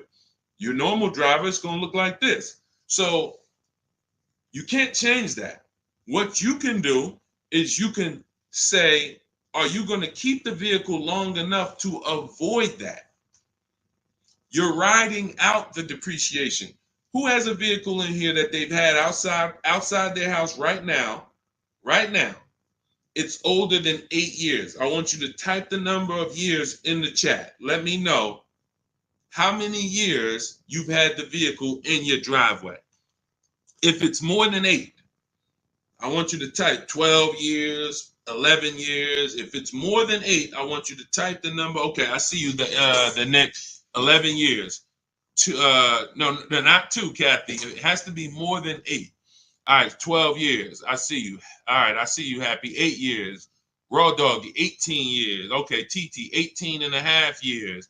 Charlie, 35 years. Okay, so when we look at this, this is how you beat depreciation. This is the goal. This is the goal of the purchase.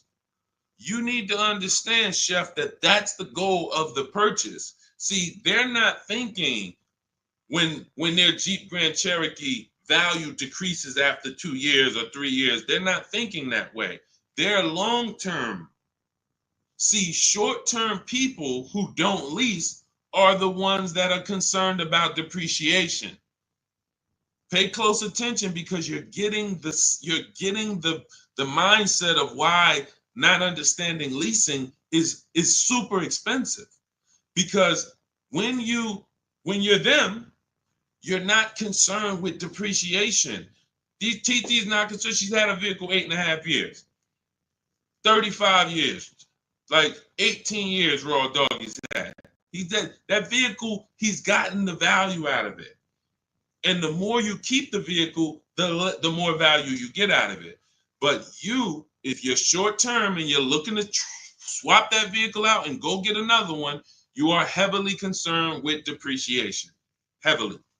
And the solution is you should be leasing. Let me show you someone who has a Jeep Grand Cherokee. Let me show you. Do I have Raphael? Where's she at? I don't even know if I have Raphael's deal, but I want to pull it in, because this was her second deal using our bidding system. Here we go. Now look at Raphael. So now she gets a 2024 Jeep Grand Cherokee, $45,000 MSRP, $46,000 MSRP, $549 a month. $549 a month. Look, 3 weeks. $549. So now when you look, I'm not even going to show you Zafrina's deal. She got a $65,000 electric Jeep, $579 a month. So when you compare what it costs them to drive these trucks, brand new, no money down, they literally give them $579, drive off. Raphael gave them $549, drove off in her truck. That's different than you buying this whole Jeep Grand Cherokee. Same price vehicles they're buying, call it close to $50,000. No money down, you're leaving out at $900 a month, $1,000 a month. You might put 10 grand down, or you might throw your trade in there as a down payment to get to $800 a month. But you're not getting to a $600 payment on a Jeep Grand Cherokee buying it. Maybe you bought a 3-year-old one and you might be paying the same payment as they're paying. But think about this. Why would I pay the same payment? Because some of you are like, oh man, Deshone, I buy used cars. Is that better than leasing? Not if you're a short-term person. Because what you're doing is, you take somebody like Raphael, she's pulling up $549 a month, brand new $50,000 Jeep Grand Cherokee, $46,000 Jeep, what's the MSRP? $46,000 Jeep Grand Cherokee Limited. Now you got that same vehicle, but you bought it used. So instead of $46,000, you found one for, let's say 20. Let's say instead of 46, you got a nice one, 28,000. 28,000. Let's round it up with taxes. Be generous. Let's just say 30,000 with taxes. What's the car payment on that, people? What is the car payment on a vehicle that is $30,000? Type into the chat. Some of you know, based on our $5,000 rule, what's the car payment on a vehicle for $30,000? Thank you, Happy. $600. Thank you. I love, man, my people on point, man. I'm proud of you.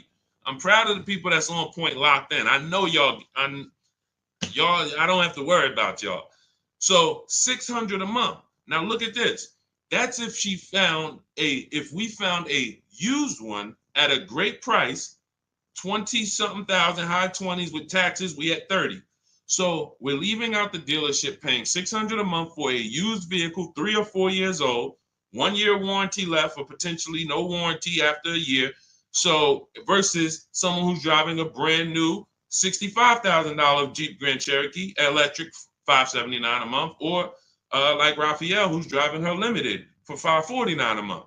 She's pulling up next to you in the same vehicle, but the new version, you're paying more than her. This does not make financial sense, and there's no way to justify it because you're not getting the money back. If you were going to say, Deshone, yeah, I'm paying more now, but in 3 years, 5 years, 6 years, when I sell this thing, watch how much I get back. If that was the case, then it'd be different. That's not the case. You don't get the money back that you put into these cars. That's why the people who learn from me, who get below market leases, we're never putting the money in the car. We're putting hundreds of dollars, couple hundred in. We're driving these brand new cars. We get the mileage we need. We adjust the mileage. If you need 12,000, you get 12. You get 18. You need 18,000, you get 18,000. You need 25,000, you get 25,000 mile a year leases. But you don't buy these cars, tie up all this money, not get it back when you trade them in, and then go and do it over and over again and just stay in this depreciation cycle. Just stay in this depreciation cycle all the time. You're living in this depreciation cycle. You're never getting to the people who we talked about 8 minutes ago who are here, keeping their cars 18 years, 12 years, 10 years, where their depreciation is like this. This is the reward for purchasing. If you're not trying to get here, you should not be purchasing. You should be shopping for below market leases. So you can't beat depreciation in the short run, Jeff. To answer your question, to wrap this up, you're trying to beat depreciation in the short term. You cannot do it. The car is going to depreciate, and it doesn't matter the payoff. You could have took a 3-year loan. You would be paying more. Your loan would be going away quicker, but you probably took a 5 or 6 year loan, God forbid a 7-year loan. Now your loan's not going to move fast at all, but the car's value is always going to move. So the key is, this is step 1 in my book. We need to know, are we putting our deal on the lease foundation or the purchase foundation? How are we going to beat depreciation? Long-term ownership, 8+ years, or below market lease? Those are the only 2 ways. That's the only 2 ways to beat depreciation. That's step 1 in my book, the most important question. Okay? All of this you can get 75% off as my welcome offer to you for getting cars from home, my new digital book, 7 Steps to Saving Time, Money, and Avoiding Dealerships. It's already 5-star rated. You can type it into Google. You'll see all the reviews online. Shout out to everyone who reviewed the book on Goodreads. And the book is just everything I teach. Everything you hear on my streams, it's in there step by step so that you don't have to remember this. So you can go to my TikTok bio, my Instagram bio, the Facebook comments, or the YouTube comments. And if you get there before 30 minutes is up, you get your copy for 75% off the whole blueprint. The bank bidding war is in there, selling leases, high mileage driving strategies, all in there step by step for you guys. All right. Once you get your book, make sure you screenshot the thank you page, though. As soon as you pay, you're going to see a page that says screenshot this page. You can open the book link there, but you'll also have my support team's email, because sometimes you're typing fast and you type your email wrong, and we can't send the book to a wrong email. So make sure you screenshot that page so you can have the support team's email. Go ahead, Dolan, shoot the next question in. Hey, what to do if I'm upside down and need a new vehicle? Well, you can only get out of negative equity 2 ways. This is also in my book. You can pay the difference, or you can move it over, transfer it. Now, the third option with negative equity is you don't get a car. This is what I call the bad credit for people with good credit. Negative equity is the bad credit for people with good credit. Because when I was in the dealership, some of you know I worked for Mercedes for 5 years, General Motors 5 years. The only people who couldn't get a car, who had great credit, was people with too much negative equity. So what you're looking for is you're looking to see, doing the equity assessment, what is the most I can get for my car?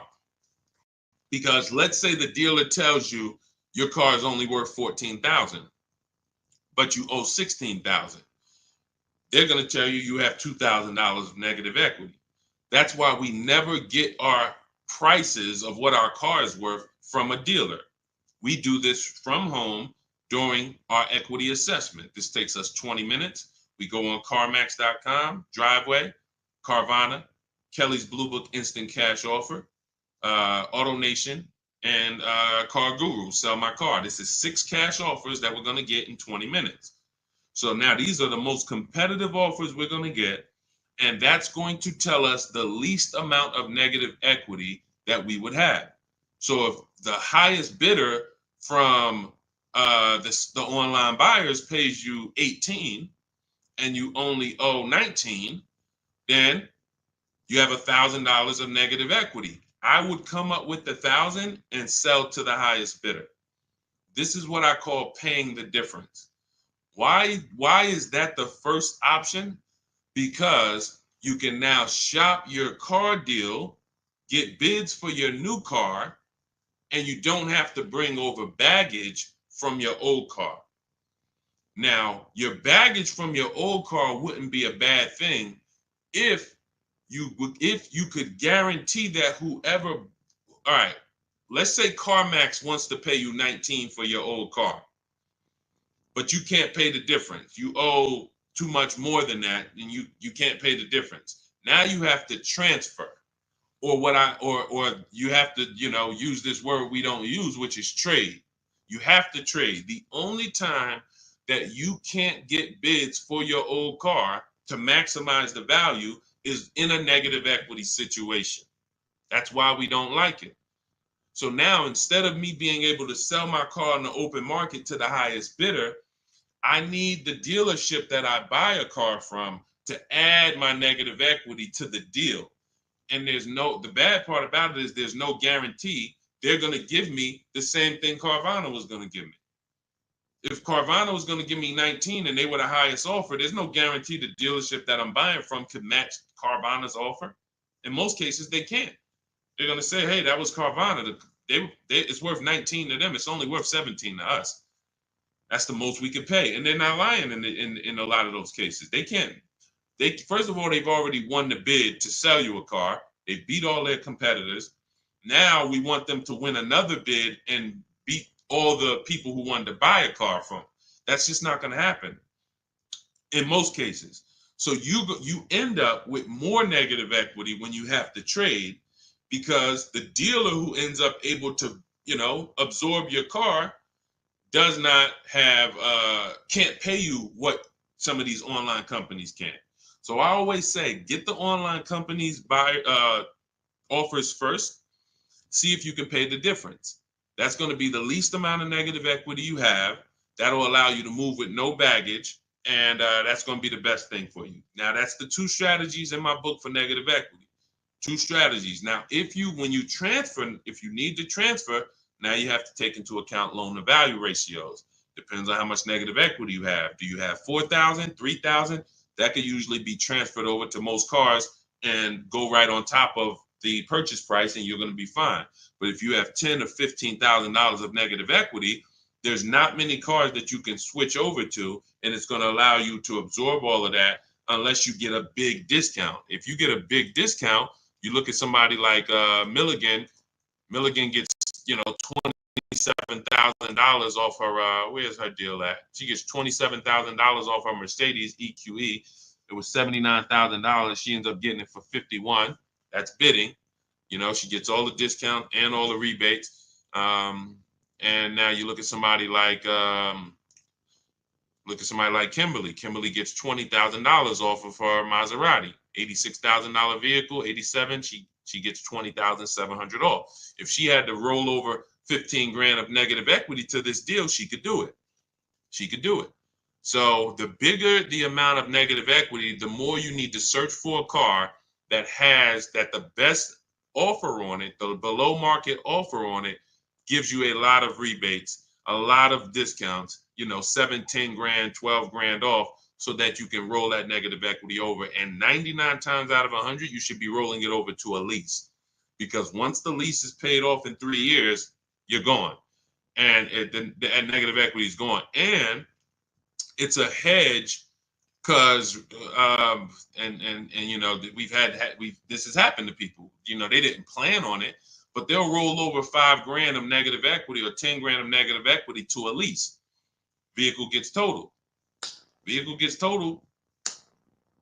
Gap insurance kicks in. They go out, they get a new car, and it's fresh. So with a lease, you're burying the negative equity into the lease, and you're paying it off in 3 years, and then you're fresh.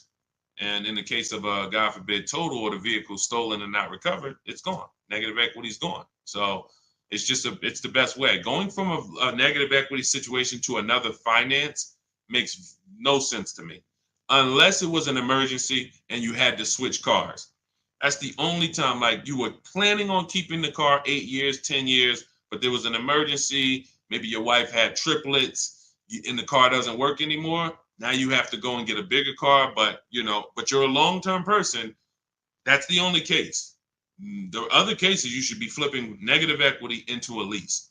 That's the solution. Go ahead, Dolan. Great questions, great questions, great questions. Have you explained the lease? Well, the lease is very simple. It's for short-term people, and short-term means I'm not keeping my car long enough to ride out the depreciation. See, short-term is not a 5 years, 8 years, it's 3 years, no, it's the depreciation curve looks like this on a car. So a short-term person is not going to get here. You're not keeping your cars 8 years to where you're going to ride out the depreciation and now you're not losing value. Car's paid off. You got a great asset in the driveway and you're going to keep it for another 2, 3, 4, 5 years to get the most money out of it. That's the purchase route. That's how you're beating depreciation there. Leasing is for people who are going to, you've been taught that you should buy, even though this is your ownership cycle. This is your ownership cycle. It looks like this. I buy a car, it loses 50% of its value in 5 years. I go and I do it again. Trade it in, replace it, do it again. Every single car I buy, I'm losing thousands and thousands of dollars in depreciation. Then I go and do it again. I never let it cool off. And I'm putting a lot of money into these cars because I buy the whole car. $40,000 car, $25,000 used car, whatever. I'm putting all the money into these cars and then I'm replacing them before the depreciation cools off. Leasing is how is for you to get off that roller coaster, get off that sliding board. That's a losing battle, and you're paying thousands and thousands of dollars more for that right. You're paying for that privilege that gives you no benefits. No benefits. You can see, and that's the reason why I teach about depreciation, so that you can understand when people say, oh, well, I like to buy my cars because I want to drive as much as I want. They don't understand. If you bought a car for 40 and you put average miles on it, this is how it looks. If you bought a car for 40 and you put high mileage on it, this is how it looks. It doesn't stay like that. It goes down. No matter what you pay for how much you drive on a car, even if you own it. If you put 100,000 miles on your car in a year, you come back, what is it worth? Whole lot less. Whole lot less. Like, this is not even close. So the key, when you understand this is what I call the unseen expense, depreciation. Then you understand, okay, being that I'm going to pay for my car, whether I buy or lease, which option allows me to pay less? That's based on my lifestyle. If I'm going to keep my car 8, 9, 10 years, buying allows me to pay less in the long run. In the short term, buying is more expensive. Remember, we already compared somebody like Zafrina's lease, she's paying $579 a month, driving a $65,000 car. We compared that to a used version. Somebody gets a used version for $30,000. They're paying $600 a month to drive a used version, 3, 4 years old.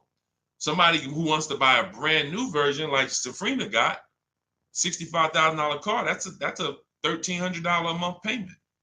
Even with a big discount. Let's say, well, Deshone, what if they got a huge discount? $15,000 off. Okay, let's play the game. So they get a huge $15,000 discount off that same Jeep that Zafrina got. So instead of paying $65,000, let's go back to her so everybody can play along. So instead of paying, hold on, no, that's not. All right, so $65,000, she gets a $15,000 discount. So instead of paying 65, she pays 50. What's the payment on that? Come on, type into the chat. Stay close to the chat. She gets it for 6. She gets it for 50. Huge, big discount. What's her payment on a $50,000 purchase? Some of you know we got to do our math, because every $5,000, $100 a month, we could see if anybody's going to type it in. What would her payment be? Once in a lifetime, huge discount, $15,000 off. $1,000. $1,000. $1,000. So let's compare these three so that we can understand that this is not even close. You have Zafrina, who's driving a $65,000 vehicle for $579 a month. She's leasing it, 12,000 miles per year. If we compared a used version of this vehicle that we basically took half price. Let's say she's magically found a great used vehicle with good mileage and magically found it for half price. We already know that ain't gonna happen. And y'all know why I'm doing this. You can see, dang, if we're being extra conservative and these numbers are still nowhere close, imagine how much you're really losing by not understanding this. If we use real numbers, if we use like more accurate numbers, you're not getting a $15,000 discount. You're not getting a half price discount on a used one. You might get it for like 40. So that's 40,000, that's an $800 a month payment. 30,000, $600 a month payment. Brand new one with a big discount, $1,000 a month payment. None of these are close to what Zafrina's paying at $579 for what she's getting. Driving a brand new vehicle, not tying up her money, driving a brand new vehicle. No, so that's what I'm saying. The reason why leasing versus buying is step one in my book is because if you buy, but you should have leased, you cannot get a great deal anymore. You cannot. That's why you're like, you may write me and be like, Deshone, man, I figured out I shouldn't be buying anymore. Should I stay in this car? Or should I switch to a lease now? There's no benefit in you staying in it. If you can swap from a finance to a lease or from a purchase to a lease right now, you should be doing that right now. There's no benefit to staying in a finance if you're not keeping the car long enough to get here. You're just delaying the inevitable, putting more money into the car, driving less car than you could be driving for the money you're paying. There's no benefits there. No benefits there. So that's it. Everything we're talking about is in my new digital book, Cars from Home, 7 Steps to Saving Time, Money, and Avoiding Dealerships. Our entire process is called Cars from Home. 90% of what we do to get these below market deals is at home with a computer. So you don't need to be a great negotiator to get these prices that you're seeing people pay. You do need to have the blueprint, and Cars from Home, my new digital book, is the blueprint, and you can get a copy for 75% off. It's normally $97, and it's worth every penny of $97, but $24 is better. If you can get to my bio before the 30-minute timer goes to 0, you can get your copy for 75% off, which is $24, and you'll have everything we're talking about, everything we haven't had time to talk about so far: leasing, buying, below market deals, purchases, the bank bidding war, where we have banks and credit unions bidding. All of this is laid out for you step by step in the book. So grab your copy in my TikTok bio, my Instagram bio, the YouTube comments, or the Facebook comments. Get there before 30 minutes is up. Okay, go ahead, Dolan, shoot the next question in. Body envy sculpting. What if you drive a lot of miles with a lease? That's very simple. You're still depreciating your vehicle whether you buy or lease. So let's just say you are driving 30,000 miles per year, but you're buying. You're destroying the value of your car. So you're paying for that. If you were going to sell a car today and it was 30, it had, let's say it's a used car, it has 40,000 miles on it. You go out this year and you drive another 30,000 miles. When you come back, you just, whatever you were going to sell the car for with 40,000 miles, forget it. Like, you put another 30,000 miles in 1 year, your value just dropped tremendously. High mileage drivers, you are getting killed the worst with depreciation, because you get these deals and you structure these deals like you're not a high mileage driver. That's why when I was at the dealership, some of you know I've spent 14 years in dealerships, 4 years in my own brokerage, 5 years in Mercedes, 5 with General Motors. So when I was in the dealership, people would come in, and especially when Uber first started, and they would have like a 5-year-old Honda, but it had 250,000 miles on it. And that wouldn't be a problem, except they still owed like 12 grand on it. That's the problem. So it's not that you're structuring your loan in a way where you drive. The only way for you to not have big negative equity every deal, 10 to 15,000 or more, is you would have to be putting that money down. You would have to be making large down payments to stay out of negative equity, being a high mileage short-term driver who's trying to replace their cars in 3-4 years, because it's inevitable. And then you'd also have to or you'd have to take a shorter loan. That's people's solution for high mileage drivers. You should either put more money down so you can avoid negative equity, or you should take a shorter loan. So instead of a 6-year loan, you should take a 4-year loan. Now, if you're just doing this mileage based on your normal life, business, your profession, then you should be leasing. If you could predict the mileage. If you can predict the mileage, then you should be leasing. And I'm gonna tell you where I learned this. I learned this from a customer when I was a manager at Hyundai. I was a manager at Hyundai for 6 weeks. Dealership was not for me, but 6 weeks I was there and I learned something very valuable. I was helping a guy return his lease. He had a Hyundai Sonata, and I looked at the mileage because we have to get the mileage at the end of the lease. It's 72,000 miles. And I asked him, I said, you lease this? He said, yeah, I always lease now. I used to buy it and I always would have negative equity. All I do is lease now. I pay a little more and then I drive my 25,000 miles a year. I get my 25,000 mile a year leases and that's it. I come every 3 years, I get me another one. He was in sales. Since then, I've been telling any one of my clients listen, let's take a look at a lease. Because when I looked at his payment, if a great deal on a Hyundai Sonata at the time, why my nose itching? If a great deal let's say a great deal on a Hyundai Sonata at that time might have been $350 a month. Let's say he was paying $550, $525. You know, he wasn't paying $800. He wasn't paying double. He was literally paying like $175 more per month to drive 25,000 miles a year. Huge, huge benefit.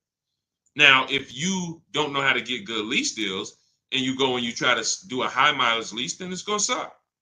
Because they're going to hit you with a high lease to begin with. And then they're going to say, oh, you want 25,000 miles? You want 20,000 miles? Oh, now you're going to be at 1,000 or 20.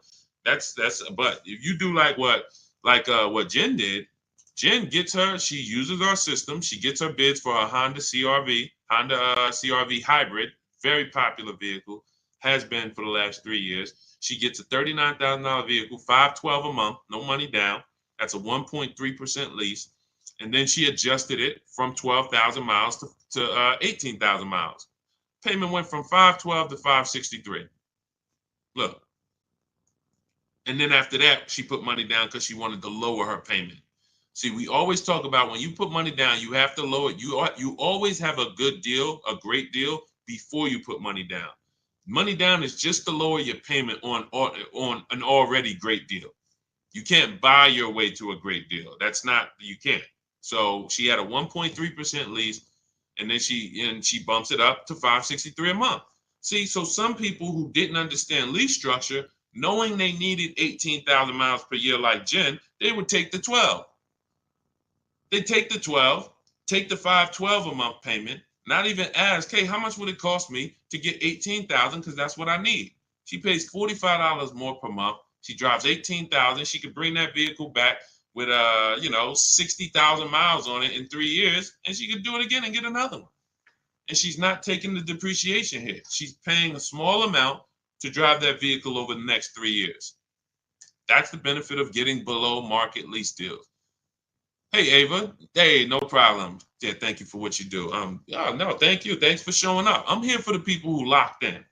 You know, that is what I'm here for. I'm here. I want you guys writing me, sending me your deals, sending me your offers, sending me what you get when you pick up your car, saying, hey, go into Goodreads, adding your reviews to the book, because that's what matters. That's all that matters. I hold myself accountable to what the people do. That's it. No, I don't, when I set out to teach, it was all about, God, we have to deliver a system where people can get the same results I get. If you can't get the same results I get, then it sucks. It's not a system. It's not a system. That's why I show all the people who I can on these streams without showing them all day. I could show 100 people on a stream, but then we just be sitting here looking at people all day long. All right. All right. So listen, y'all, we've been on for a little over an hour. Look, everything that if you're like, Deshaun, I want the whole blueprint, you can get it for $24. It's normally $97. This is my new digital book, Cars from Home, 7 Steps to Saving Time, Money, and Avoiding Dealerships. Everything about below market deals is in there step by step. There's 7 steps in our system. 7 steps. First step is the most important question. How many years are you keeping the next vehicle? The second step, what did I say? First step? First step is the most important question. Second step is the equity assessment. Third step is deal structure. Fourth step is shopping, not buying. Fifth step is multiple offers. Sixth step is paperwork and protection. Seventh step is delivery. 7 steps to below market deals for leases, purchases, new cars, used cars, all step by step. So you can get your copy as part of my welcome offer for 75% off. You won't pay the normal $97 price. You can go to my TikTok bio or my Instagram bio, or click the link in the YouTube comments or the Facebook comments, but it's only for 30 minutes. If you visited the site and the timer hit 0, then unfortunately, welcome offers away. The book is still worth every penny of $97. It'd still be one of the most valuable books, but $24 is better if you can get there before the 30 minutes is up. So keep me posted. We'll be back for more streams. Hold on, let me see this. Lease a car. When leasing a car and you don't use all your mileage, do they give you a refund at the end of the lease? No, Raw Doggy, but that's why we assess our equity. So take somebody like my mother. She's a low mileage driver. Her lease is up on her Mazda. We assess her equity. If the vehicle has retained value because of the lower mileage, we're going to sell that and put money in her bank account. So even if we have a vehicle, leasing is also a hedge against vehicles for vehicles that don't lose value a lot, be it through natural depreciation or be it through I bought 15,000 miles. I thought I was going to use it, but I only use 10,000 miles a year. So now I'm 15,000 miles under. Okay. Let's assess the equity. Let's see if we can sell that vehicle, put $2,000-$3,000 in your pocket, and then now that's a bonus. You basically leased and got a rebate at the end. Kind of new to this, where's the bio to get your book? Raw Doggy, you click the picture of me on TikTok. There's a picture of me right up here. If you're on Instagram, same picture of me. It'll take you to my profile, and you'll see a website there, a link. There's a link there, and then you click that, and then click the button that says 75% off new book. Okay, all of you who have been asking about the Shop with Deshaun program, you can certainly go to my bio and see if you qualify for that. I do shop with certain people all around the country for people who want a more personalized learning experience. Some of you are done with you. You might be a done with you person. So if you're a do-it-yourself person, that is the blueprint. Cars from Home, 7 steps to saving time, money, and avoiding dealerships. That is the blueprint. But if you're a done with me person, if you like to do things with people, personally, then you could also go to my bio and you can get information about the Shop with Deshaun program. I don't care how you do it. Just get in where you fit in, get multiple offers, unlearn what you've been taught, or I can't even say what you've been taught. If you think about it, no one taught you to buy a car. They programmed us. We didn't go into school. We didn't learn. This is how it was like. It was a programming. So that's why we have to unlearn that and relearn the new way. And then, the success is guaranteed. So God bless you. I will see y'all on the next stream. Everyone who got the book, congratulations. Use it. Win all day. God bless you.